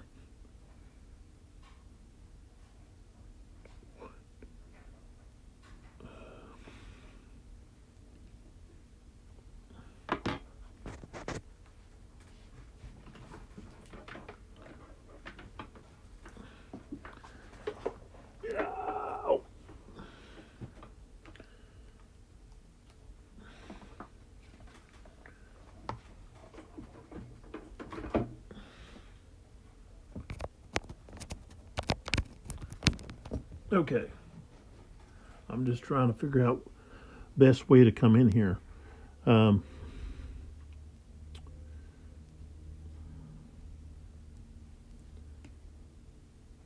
They could attack here, but he needs support. 4. You don't want to go there without somebody going here. So he could go there. He could go to here. He could move up. He could move up. This guy could come over. Okay, so we're going to go here. Movement. There. With maneuver, we don't get to fire. We don't get any fire. Okay, so we're going to go there. This guy's going to go here. This guy's going to go here. Can't go there. This guy's going to go 1, 2. And then that'd be his 6. This guy 1, 2, 3. And then he can't get in yet. So, okay, so that's what they've done. So we turn Blair over. And we put Smith back in. Okay.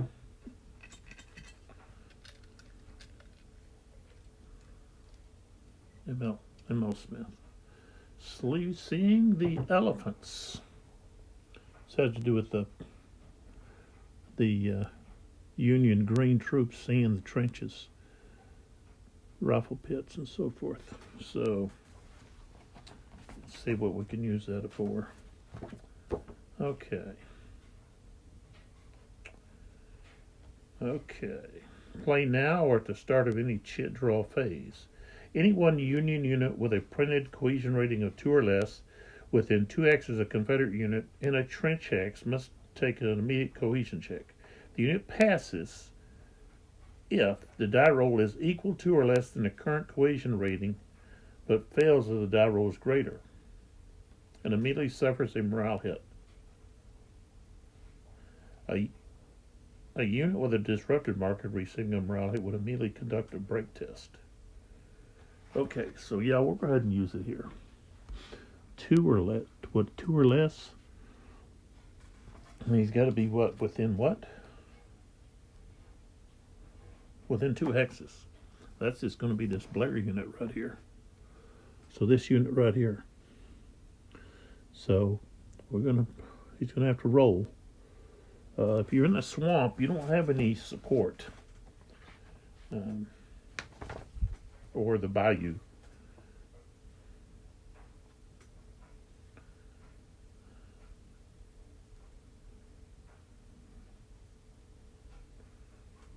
I'm pretty sure, right? I don't think it's gonna say that.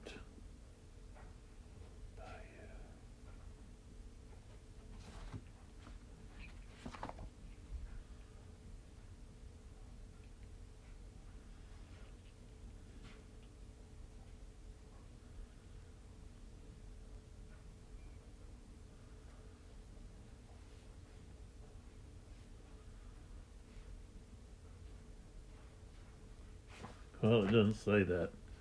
Okay, so he's got to get a 2 or 1, and he did. Okay, so that didn't affect him. All right. Next, Chet. Sharpshooters for the Confederacy. Put it out here. And okay, play now at the start of any chit draw. Playing this chit allows one CSA infantry unit in any 1 hex to immediately issue fire combat against any eligible enemy target. The unit gets a 3 shift column to the right benefit on the attack, but the maximum final column on the CRT after all modifiers can be no more than the 5 column on the CRT.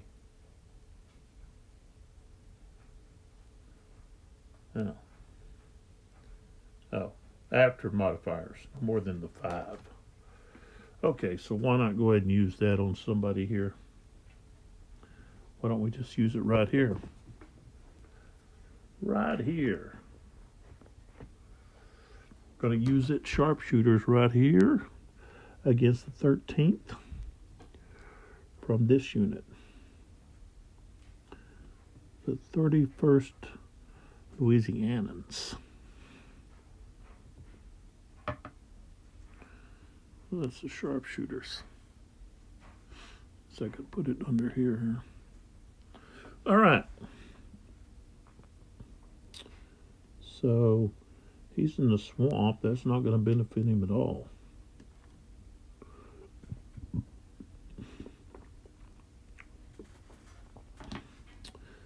So the most he's going to be is a 5. So 5 column. 52.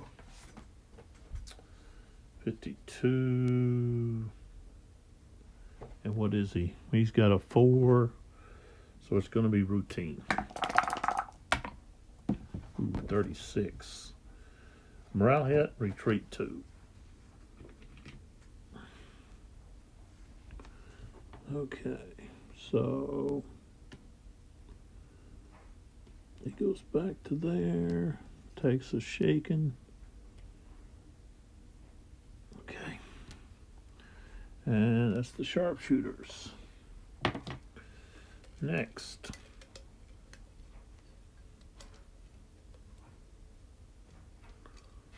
we've got Fog of War.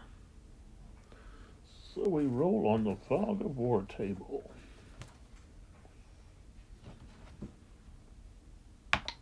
Six, possible Confederate States of America general casualty. Okay. 56, no casualty. Okay. Next chit. Firing low. And firing low. What does it mean? You hold this chit and play it at your option to negate a Union fire combat announced against a trench hex. The Union units are considered to have fired with no effect. Okay, great. We'll save that. Okay, next we've got Huzzah, Huzzah. All right. Play now or at the start of any Chickasaw phase. You select any one from a unit and may move every USA infantry unit. Pick one hex. You can may move every USA infantry unit up to one hex in any direction. But all such moving units must end adjacent to a CSA occupied hex. These units, even if they did not move, must then conduct a close combat. All USA units have their CR increased by 1 for the entire close combat sequence and get a 2-column shift to the right on the attack. If movement is into the Bayou hex, no dice roll is conducted on the Bayou entry table. Entry is automatic, but no cohesion check required. So, do we have somewhere we want to attack?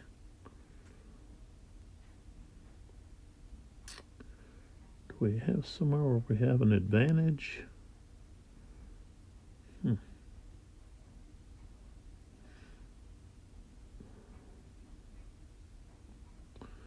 Yeah, I think right here. We're going to move this guy.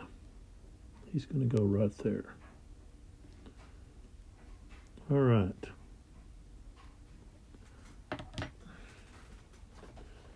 So now we got to conduct a close combat. So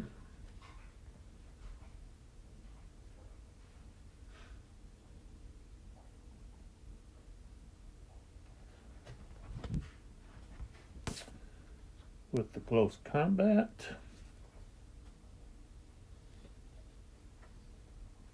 we've got to have defensive fire first. So we've got the 113th Illinois going up against Thomas, 31st Louisiana A. All right, so we've got 5. Not going to be any modifiers. 36 to 5, and he's up 2. Should have moved a 4 in there. So that's routine. 21 is not going to be anything. All right, so now we go to the combat. Okay, now we're going to have a levee and a rifle pit there. He's actually going across the creek too, but okay, so let's see here. He's all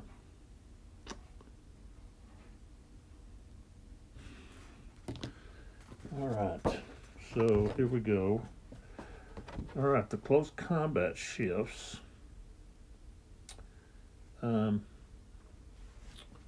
It's 9 to 5, so that's not actually. Well, it's 3 to 2. So, okay, so we go from where's he starting at 9? So we go one right to the right, so 10 to 11. Higher CR. So we go down back to 8, 9 because Confederates have a higher CR.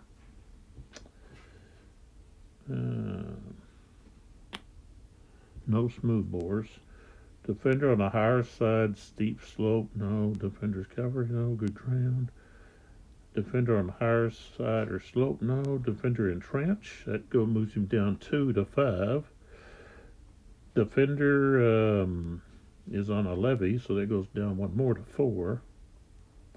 Attacker in swamp. Is he in swamp? I think he is. Yep. So he goes down again, back to 3. Huzzah event goes back up to 5. So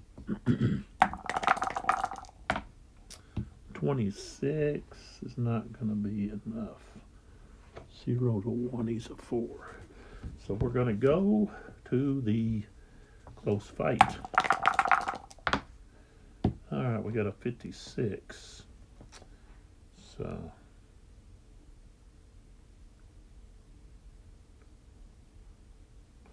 all right, so they're both going to be depleted. So he's depleted. Thomas unit is depleted. And we got a 6, which is a morale hit and retreat 2. So Thomas has to retreat 2.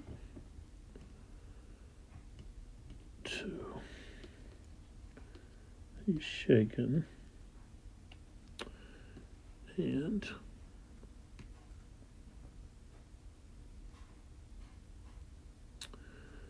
I actually got stand to it. Stand to it.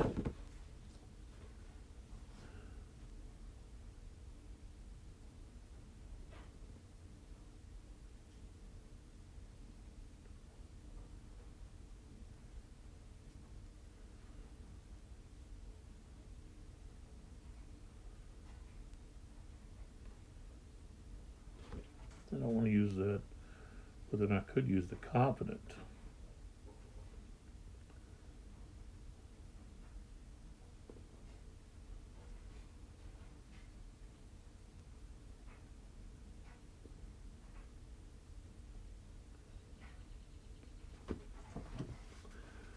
Okay. So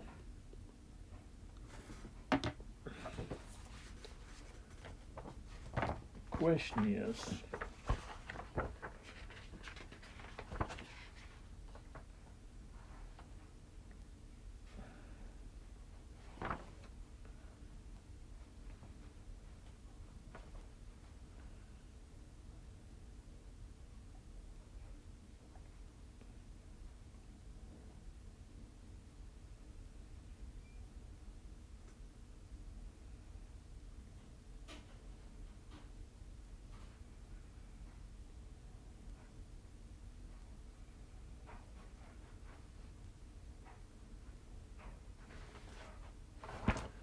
now since he did retreat twice,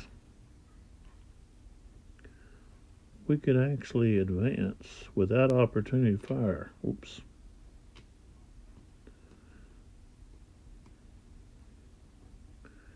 He could go there, and then he could also go here.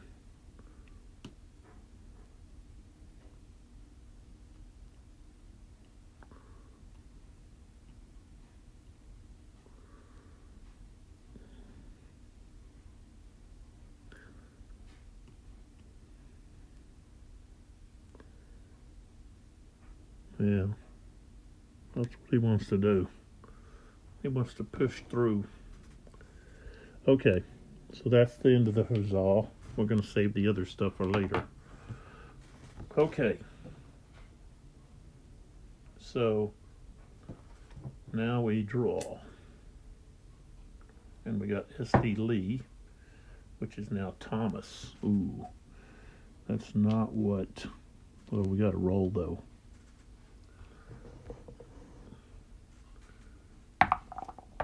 One, full activation. And it's going to be Thomas.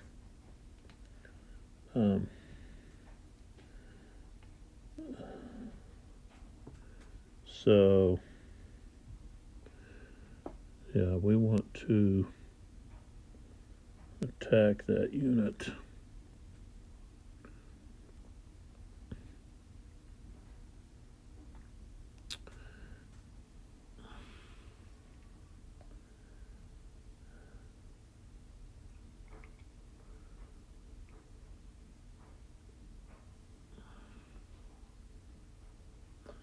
So yeah, we're going to go with attack. And we're going to attack this guy here. First, we're going to fire at him with this guy. And let's see, with this guy, he could add 1. Okay.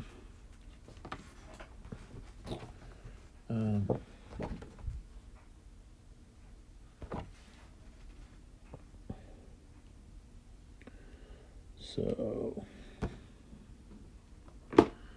these are the 2 units attacking.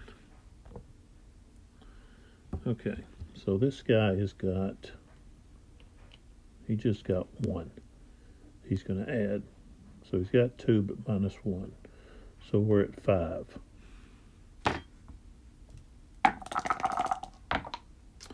$52 at 5. And he's up here with a 0 because he's unsupported. So we're going to be rolling on the tough. Okay, 23. It'll just be retreat 2. Now, as he retreats, he can get fired on by this guy because he has to retreat here. So he goes to there and he gets fired on. I guess he's getting fired on as he's leaving.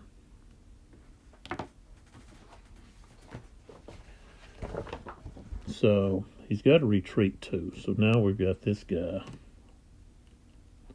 that's going to be firing on him. It's the opportunity fire. 10-7.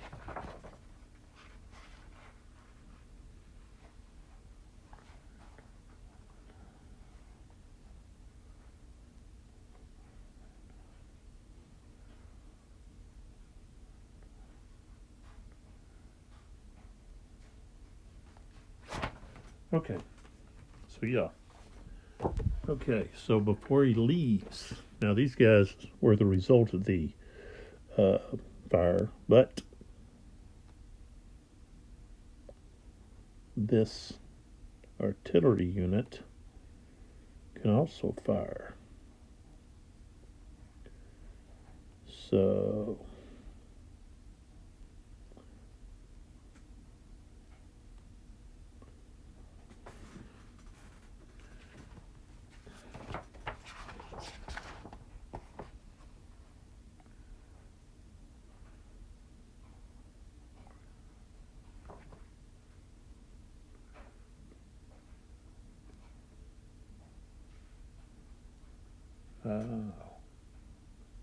you have to half your SPs. Okay, so okay, we're gonna start with this guy first. This guy's gonna have, he's got a half, so he's at 3.5. So it's gonna be on the 345 on the 3 is gonna be, he's at what, 0? Yeah. So it's gonna be at the tough again. Oh, 12. He just has to retreat 1 hex. He's already retreating. Okay, then we have the artillery unit over here.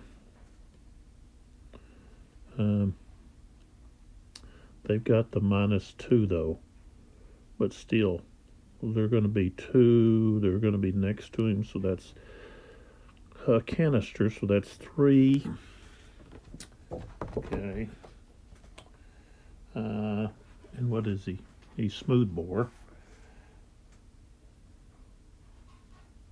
So he's actually at 4. He goes down. He's actually going down to 2.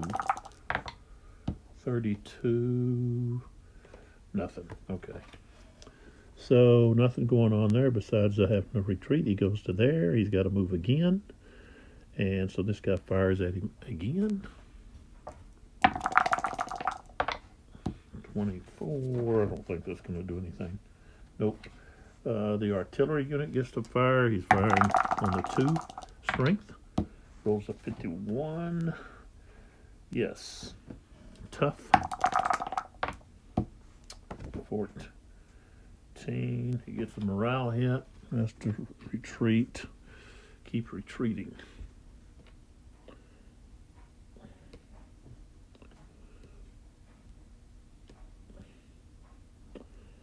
And if he goes into this stuff,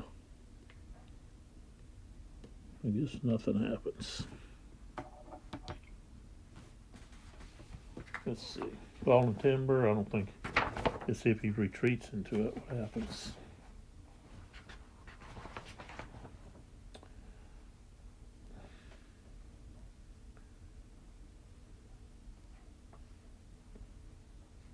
Nothing. Okay. All right. So that was the fire. We're going to have to do the attack. Okay. So this guy now is going to move. Let me pull back. Thomas. I'd attack. So moving on the pike is just half. Half, 1, 1.5, 2, 3, 4. So he goes to there.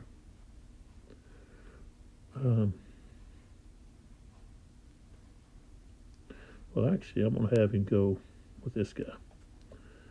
The cavalry unit here.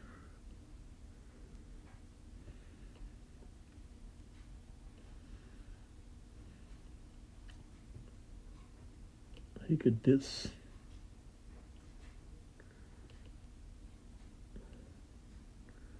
Yeah, I think what he'll do.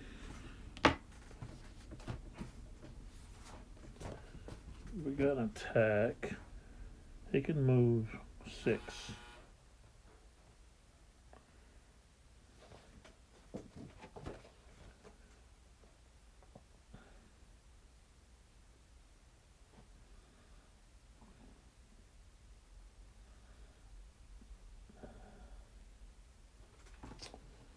But if he wants to dismount,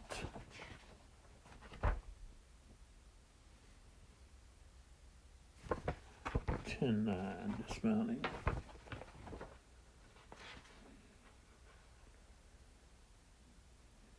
Okay. All right. So he can move 6. 1, 2, 3. Okay, 3. And then he could dismount. Just like so. Or he could have just joined this guy.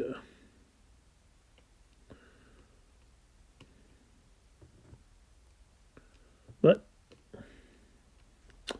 that's all. And so we're done with SD. He's finished. Because the SD Lee units aren't coming in. And oh, yes they do. Wow. Right then, okay, let's see, I gotta pull out the, okay, I get to draw somebody out of the cup. Okay, where's it at? Okay, it's over here. Okay, the first time a Union unit enters another, let's see. First time a Union unit enters any hex between the first row of trenches.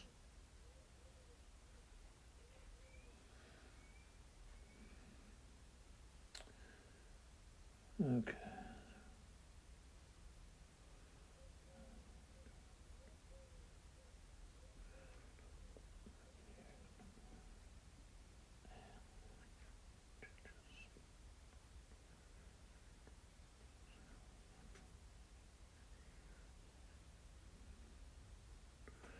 Okay, first and the second row. All right, so we've just got the first row, so. All right, we'd have to wait until they actually get to this. All right, so we're ready to draw another chit. And we got M. Smith for the Confederates. And I love how they put these images, real images of these leaders. All right, so we got Barton, Vaughn, and Gregg. Now, Vaughn, I don't think there's but like one unit. Maybe not. Let's see. Maybe there's some over here. There's a Thomas unit right there. he would have been able to fire. I'll go ahead and do that. I didn't. There's a Vaughn. There's a Greg. So this Thomas unit here, he would be able to. He would have been able to fire. And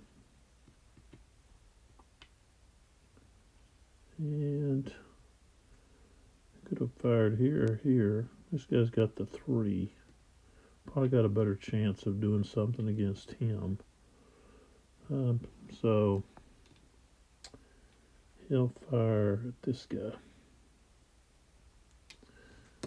Okay, so that guy is, what's he in?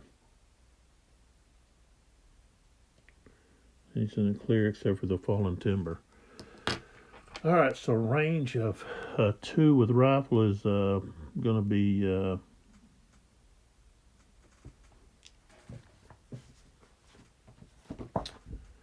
long.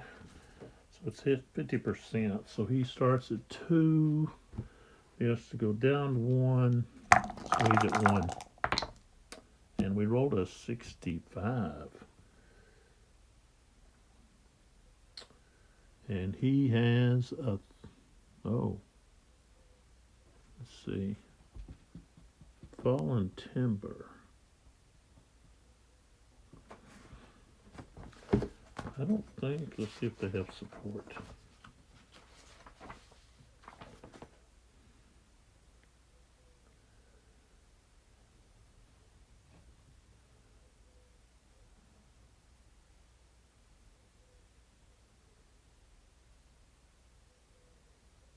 Nope, doesn't say. Okay, so he's still got a 3. So that's going to be routine. 35. 5 is going to be retreat 2. So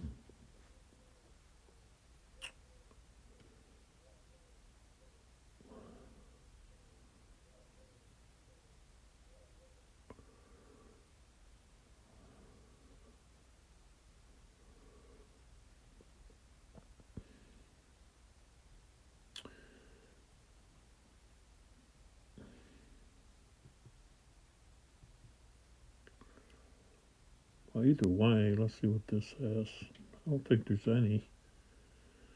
So he can go there and then there and then there. Okay. All right. Well, that's all I wanted to do there. Okay, so we got a roll here first. Let's see if Smith gets his activation. I don't think I did that yet. Yes, he got it. So I could move Vaughn, Greg. Okay. And I think I'm going to move Greg. Just because I think I need to. So, all right. So we've got, what we have here is we have Greg is stretched out quite a ways. So we've got these 4 here. We've got this one down here. And then there's one right there, which I'm not going to move him. That's a Vaughn. That's Thomas. Okay. So I need to move. These 2 guys are going to move up into here. These 2 guys are going to move into this gap right here. And then this guy here back down here is going to move back to get close to this Greg. So they've got support to handle this Blair business. So we can go 6. So upslope is +1. So, okay, we're going to go all the way down here. This guy's going to go 1, 2, 3, 4, 5, 6. So it moves to there. All right. Then this one here is staying put.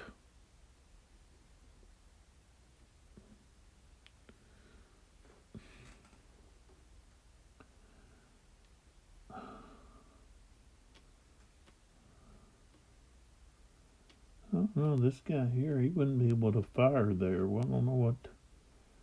Was he? He's not. Well, I guess that maybe across there, but he can't fire this way. He can only fire that way. He needs to be back or right there. Oh, well. Okay. So we've got 6. Move to 6. 1, 2, 3.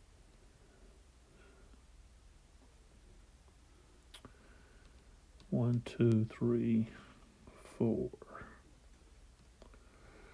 And then here we want to go 1, 2,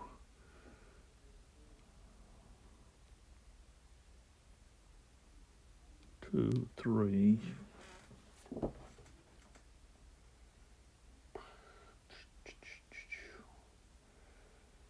3, 4, 4, and then 1, 1.5, 2, 3, right there. All right, so Greg is done. Smith still has Vaughn left, so put him back in the cup. And we got A.G. Smith.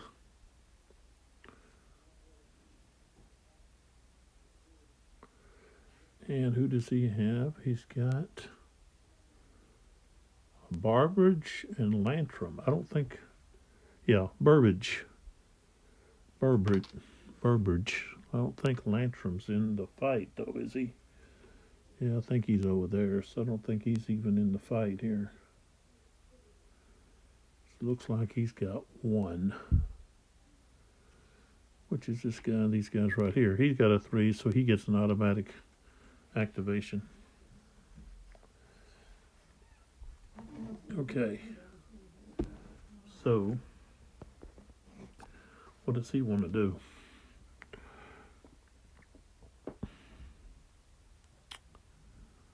I think he needs to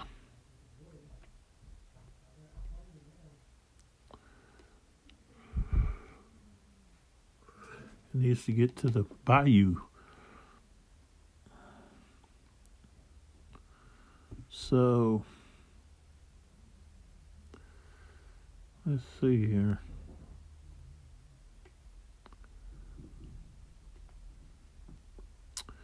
One, 5. We're doing a maneuver. 1, 5. 1, 5. 1, 2. And that'd be 6.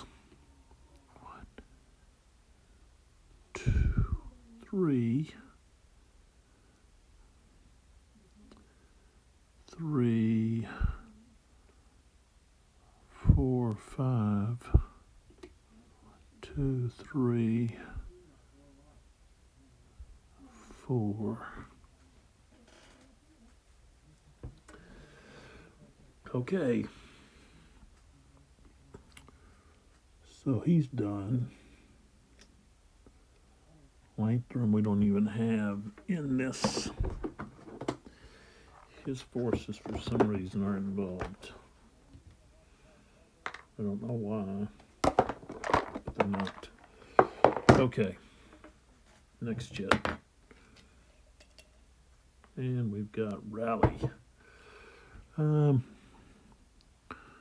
think we want to rally like this disrupted unit there.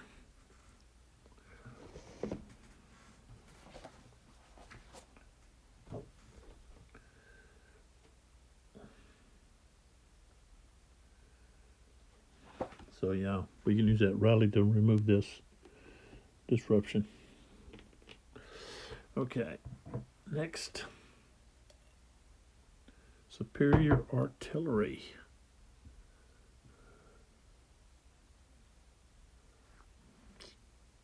There we go. And let's see what that does. Play now or at the start of any chit draw phase.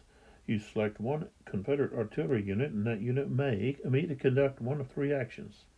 Conduct movement by that artillery unit, conduct fire combat, except you get a 4-column shift. After the combat, mark the artillery unit with a low ammo marker. Remove a low ammo marker from that artillery unit. Oh, so I can remove a low artillery. I think that's what I want to do.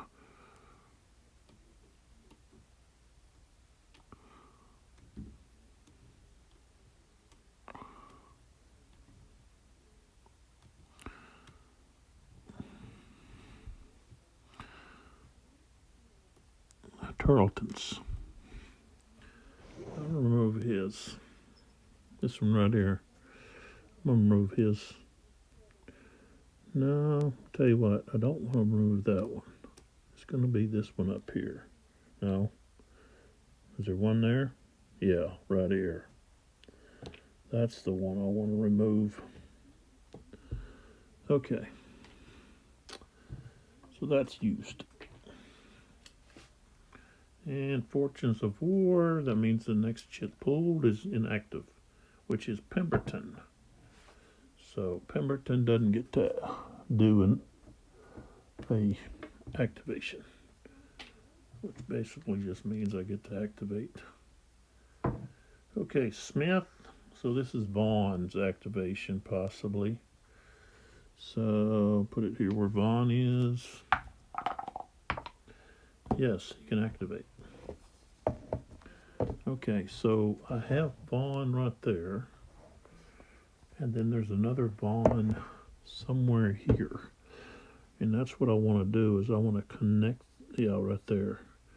So I want to get him well,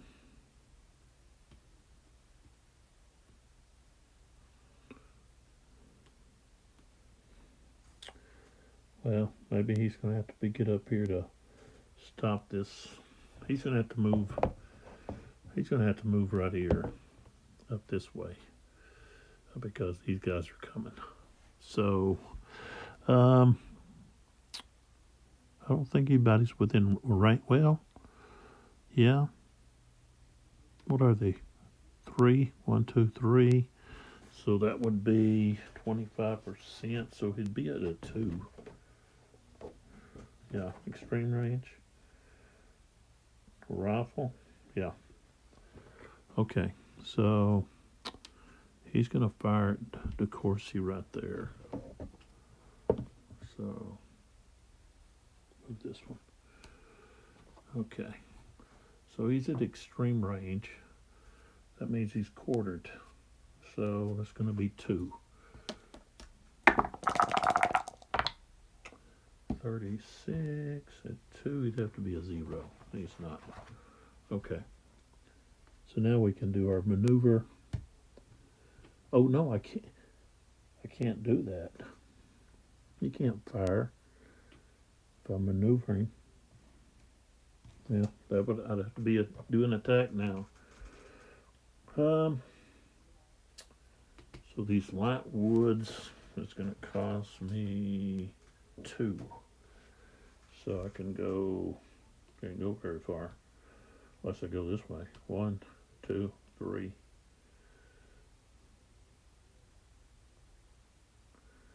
And I go 4 right there. All right, so Smith is now gone. He's done.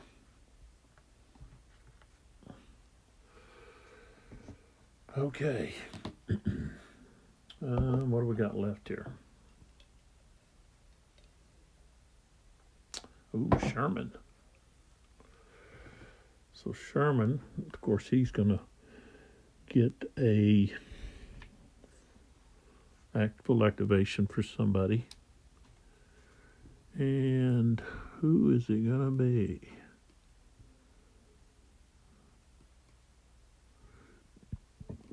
I think it's gonna be these guys.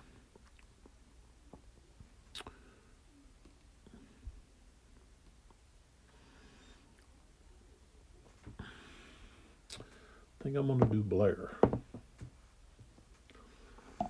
So we got a full activation, and we're gonna do an attack. So before we do that, we're gonna try to soften them up a little bit with fire. So these two guys are gonna combine their fire on this guy. So here and here, 58th Ohio and the 31st Missouri are going to go after Withers, 26th Louisiana.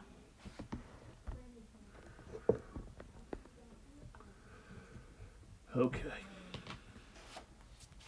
So they start out with 16. Okay. Let's see. Target in a trench. Yes. So they were at 16, down to 10, 11. He's not in Light Woods. Not there. Not firing over anybody. He's behind a levee, so now we're 8, 9.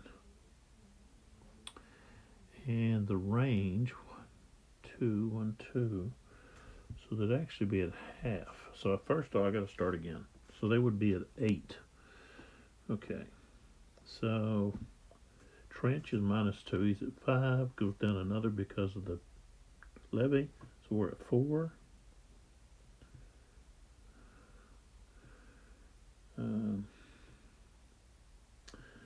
Firing from a timber or swamp. So now we'll go to 3. And that's where we're at. 25, no effect. Okay, so now we go to movement.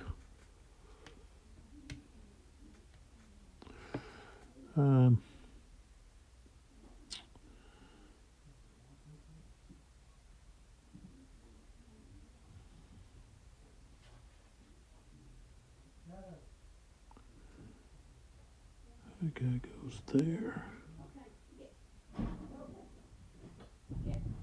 He's going there.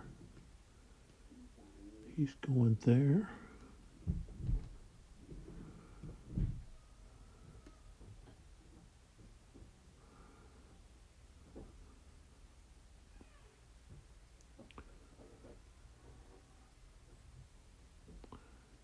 He goes to there. Okay, then over here. He goes to there. 1, 2, 3. Well, 1, 2, yeah, 3. Maybe not. Maybe he shouldn't have done that. Maybe he should just go to there.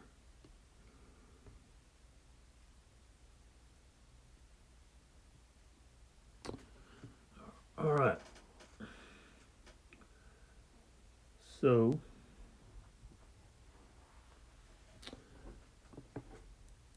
tried to use that firing low, but it didn't have any effect. So okay, so now we do defensive fire. We're going to start right here. So with defensive fire, we've got 7. And it doesn't matter if he's in a swamp or if you're firing out of the swamp. So we've got 7. 41. Okay, and he's got 3. So So it's going to be routine. Ooh, 64. Depleted. Retreat 1. So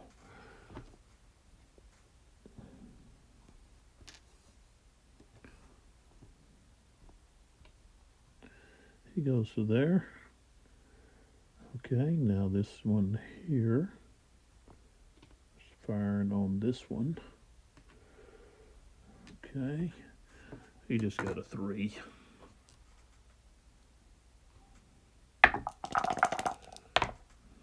.44. A 1 or a 2, and he has a 2, so that's routine. 43. He's got to retreat 1.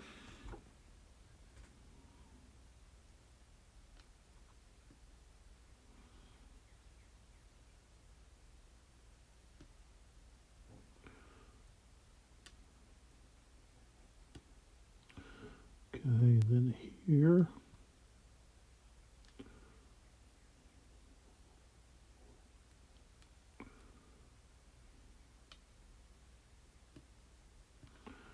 All right, so we've got 2.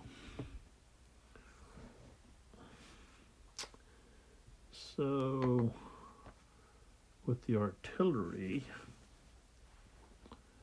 we're going to have 2 and 3, and one column shift to the right, and puts him at 4. Then we have to go down 1, 2 because of low ammo.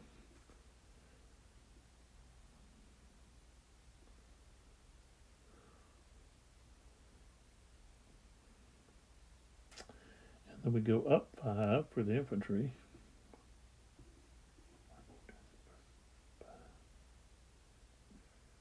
Or we just add 5, right? 5 becomes 7, so we're at 6, 7.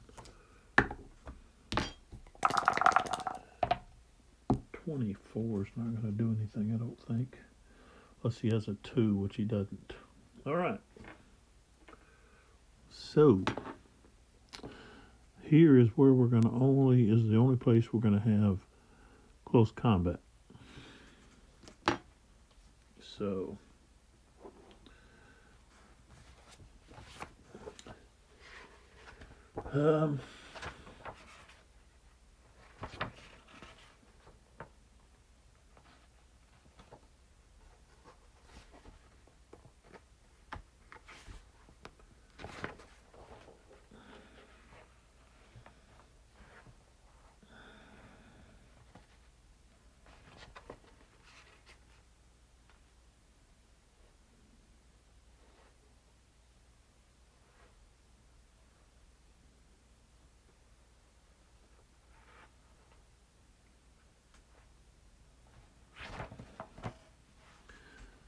all right, so we've got 9 to 7, right?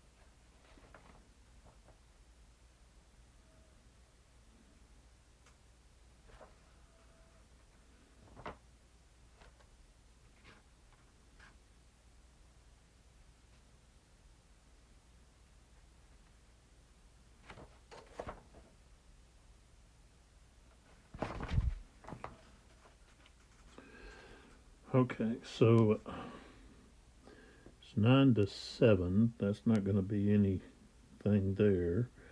CR is even. 50% smooth bore, yes. So that's a shift. So we're at 9, we're going down to 6, 7. Is the fender on a higher slope? No. Okay. The fender's in a trench. So now we go down to 4. And that's where we're going to be.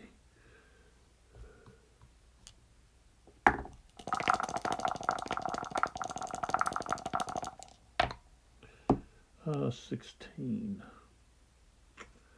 So we're going to be on the white. Close fight, 25. 2 and a 5. So I've got to retreat all of the defenders, but he takes a depletion. So he's depleted.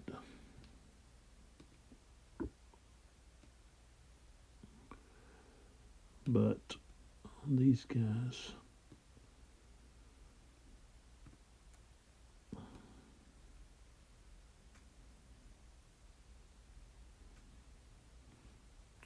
retreat 2. 1, 2.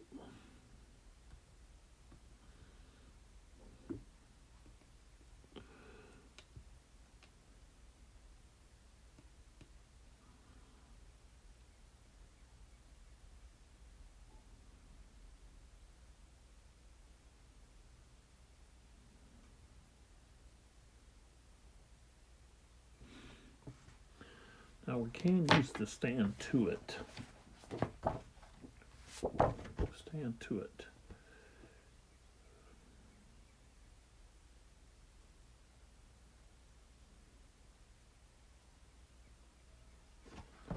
So we want to re-roll. We're going to use this stand to it, which allows them to re-roll one of the dice, or both of the dice. We want to re-roll the depletion result. We get a 3, which is no depletion. So flip him back over. So use that. And what I say, he can actually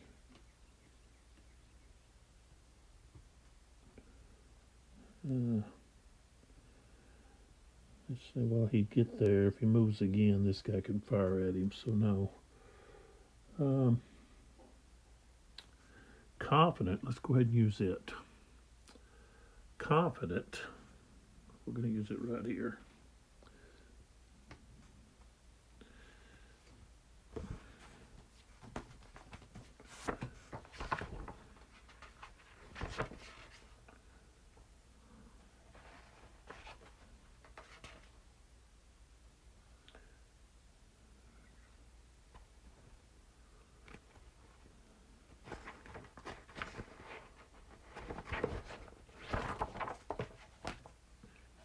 All right, so confident.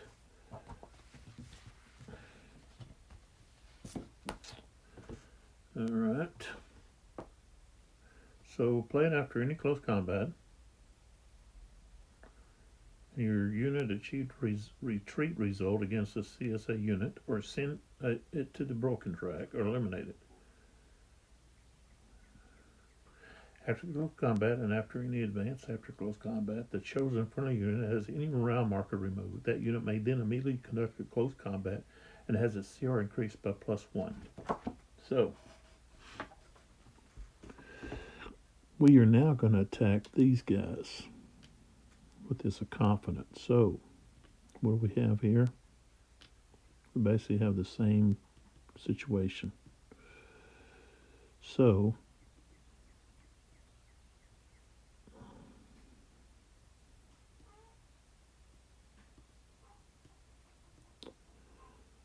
they can fire.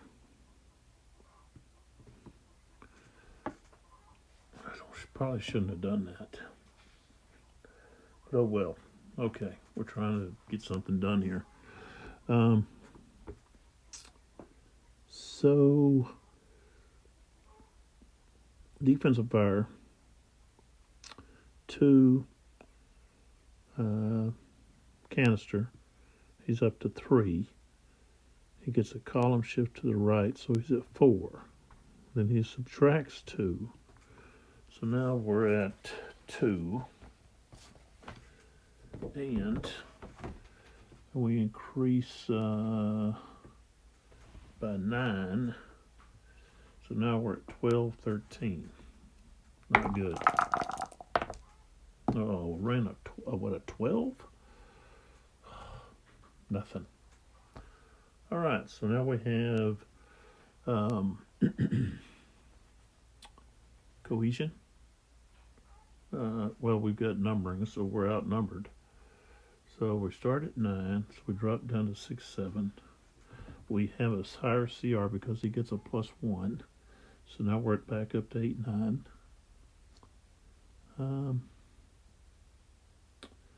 I think that's going to be it.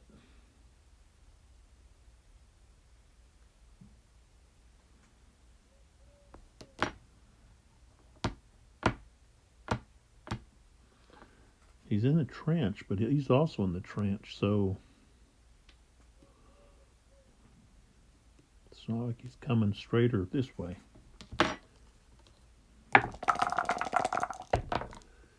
All right, 33.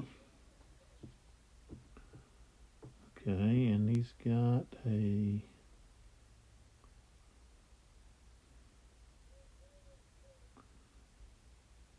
equation of 2, but now that goes to 1. So it's going to be routine. Ooh, 66. Oh, on the routine. So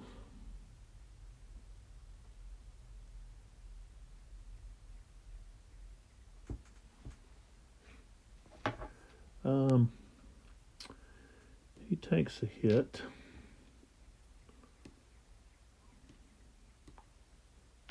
This artillery unit takes a hit. And they take a morale hit. And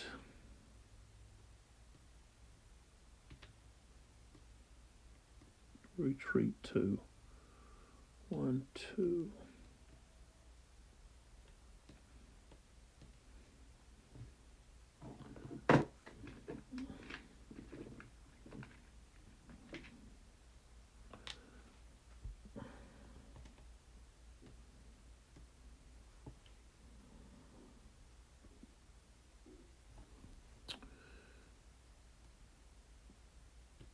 No panic because nobody has the low enough. Oops. Low enough.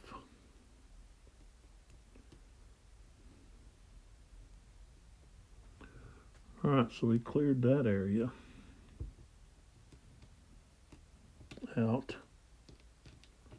Possible entrance. All right, so Sherman's done with that, and Blair already it already went. So now we got Morgan. Guess he hadn't activated anybody. All right, so we've got Sheldon. Where's Sheldon at?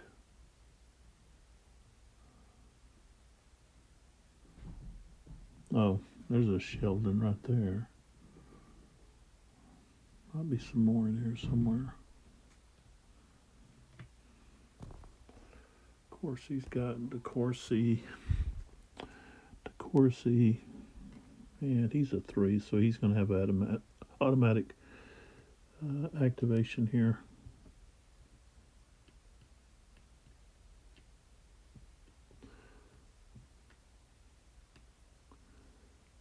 Sheldon, where's the rest of Sheldon's guys?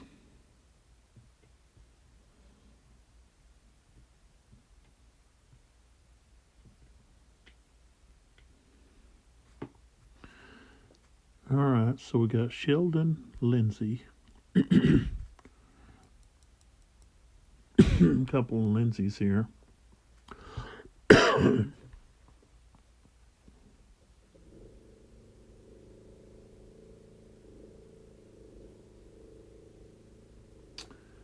I guess what I'll do is I'll move Lindsay. This one here will move into there. This guy's going to move here. This guy into here.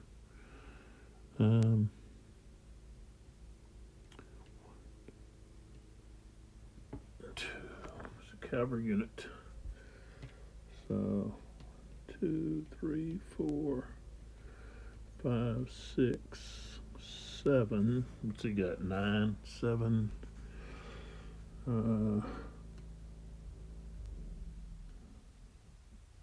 Yeah.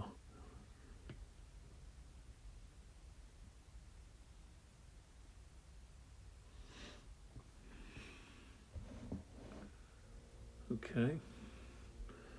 That's all of Lindsay's activation.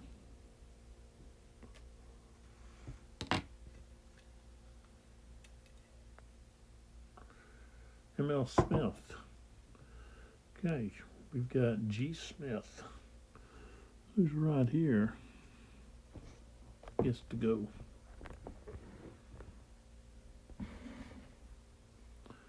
They have automatic activation 3+3. So, and remember, entering these Bayou hexes on the first turn, they don't have to roll to see what happens. They just get to move in there. So, we're gonna do.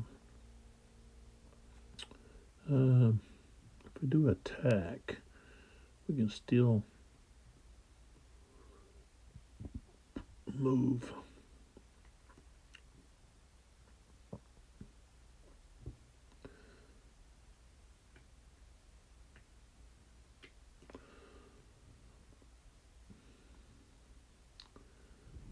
So, well, I tell you what, we'll just do maneuver. Well, he's going to go there. He can't go there. I have to do an attack.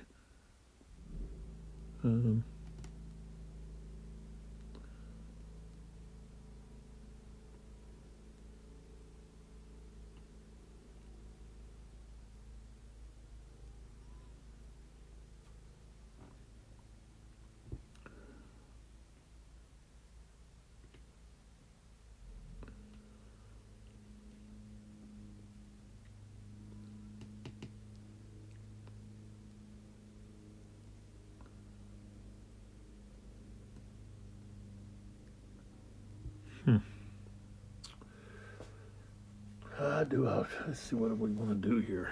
Well, I got to get in here.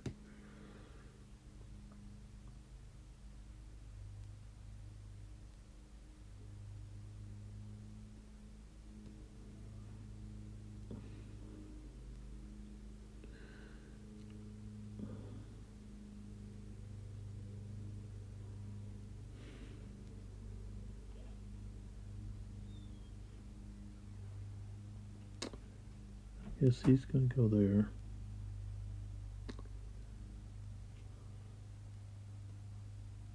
Or just do maneuver. That guy will go there.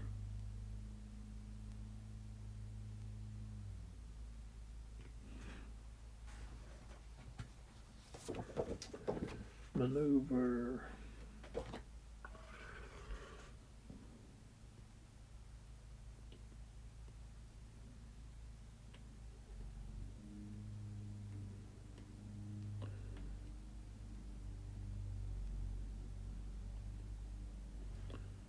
This guy moving here with this guy. There we go. All right. So he's now done. Smith. Okay. Morgan. That's all that's there. So we got Lindsay and DeCourcy. So might as well just do them back to back. Already did Lindsay, so Sheldon. Sheldon's like, well, I only got a couple of guys here for Sheldon. It's like, well, where's the rest of them at? DeCourcy.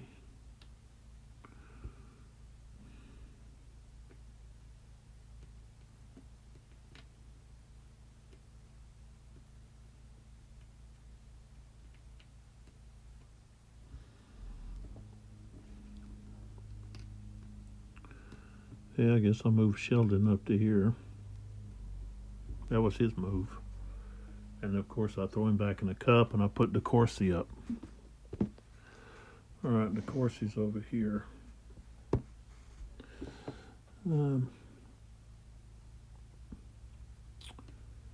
So I think we just want to do a maneuver here.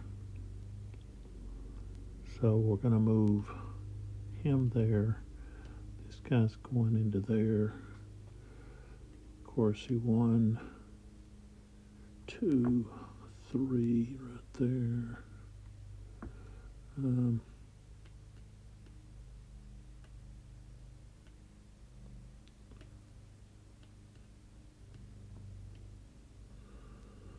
Okay, this one here. He's going to there.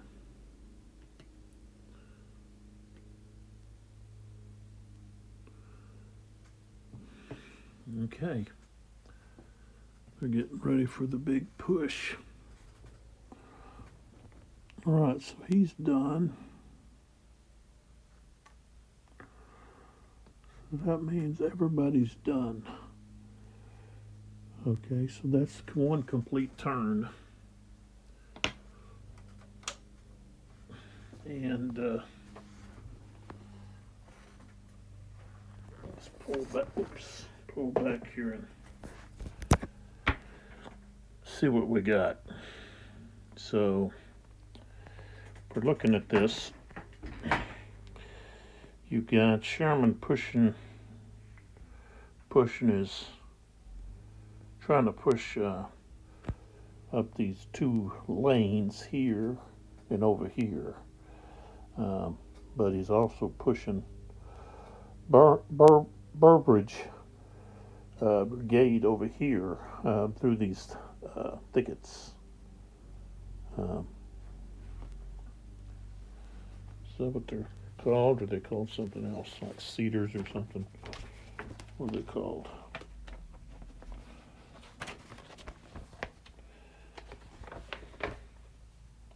Cypress, which are heavily overgrown and lots of twisting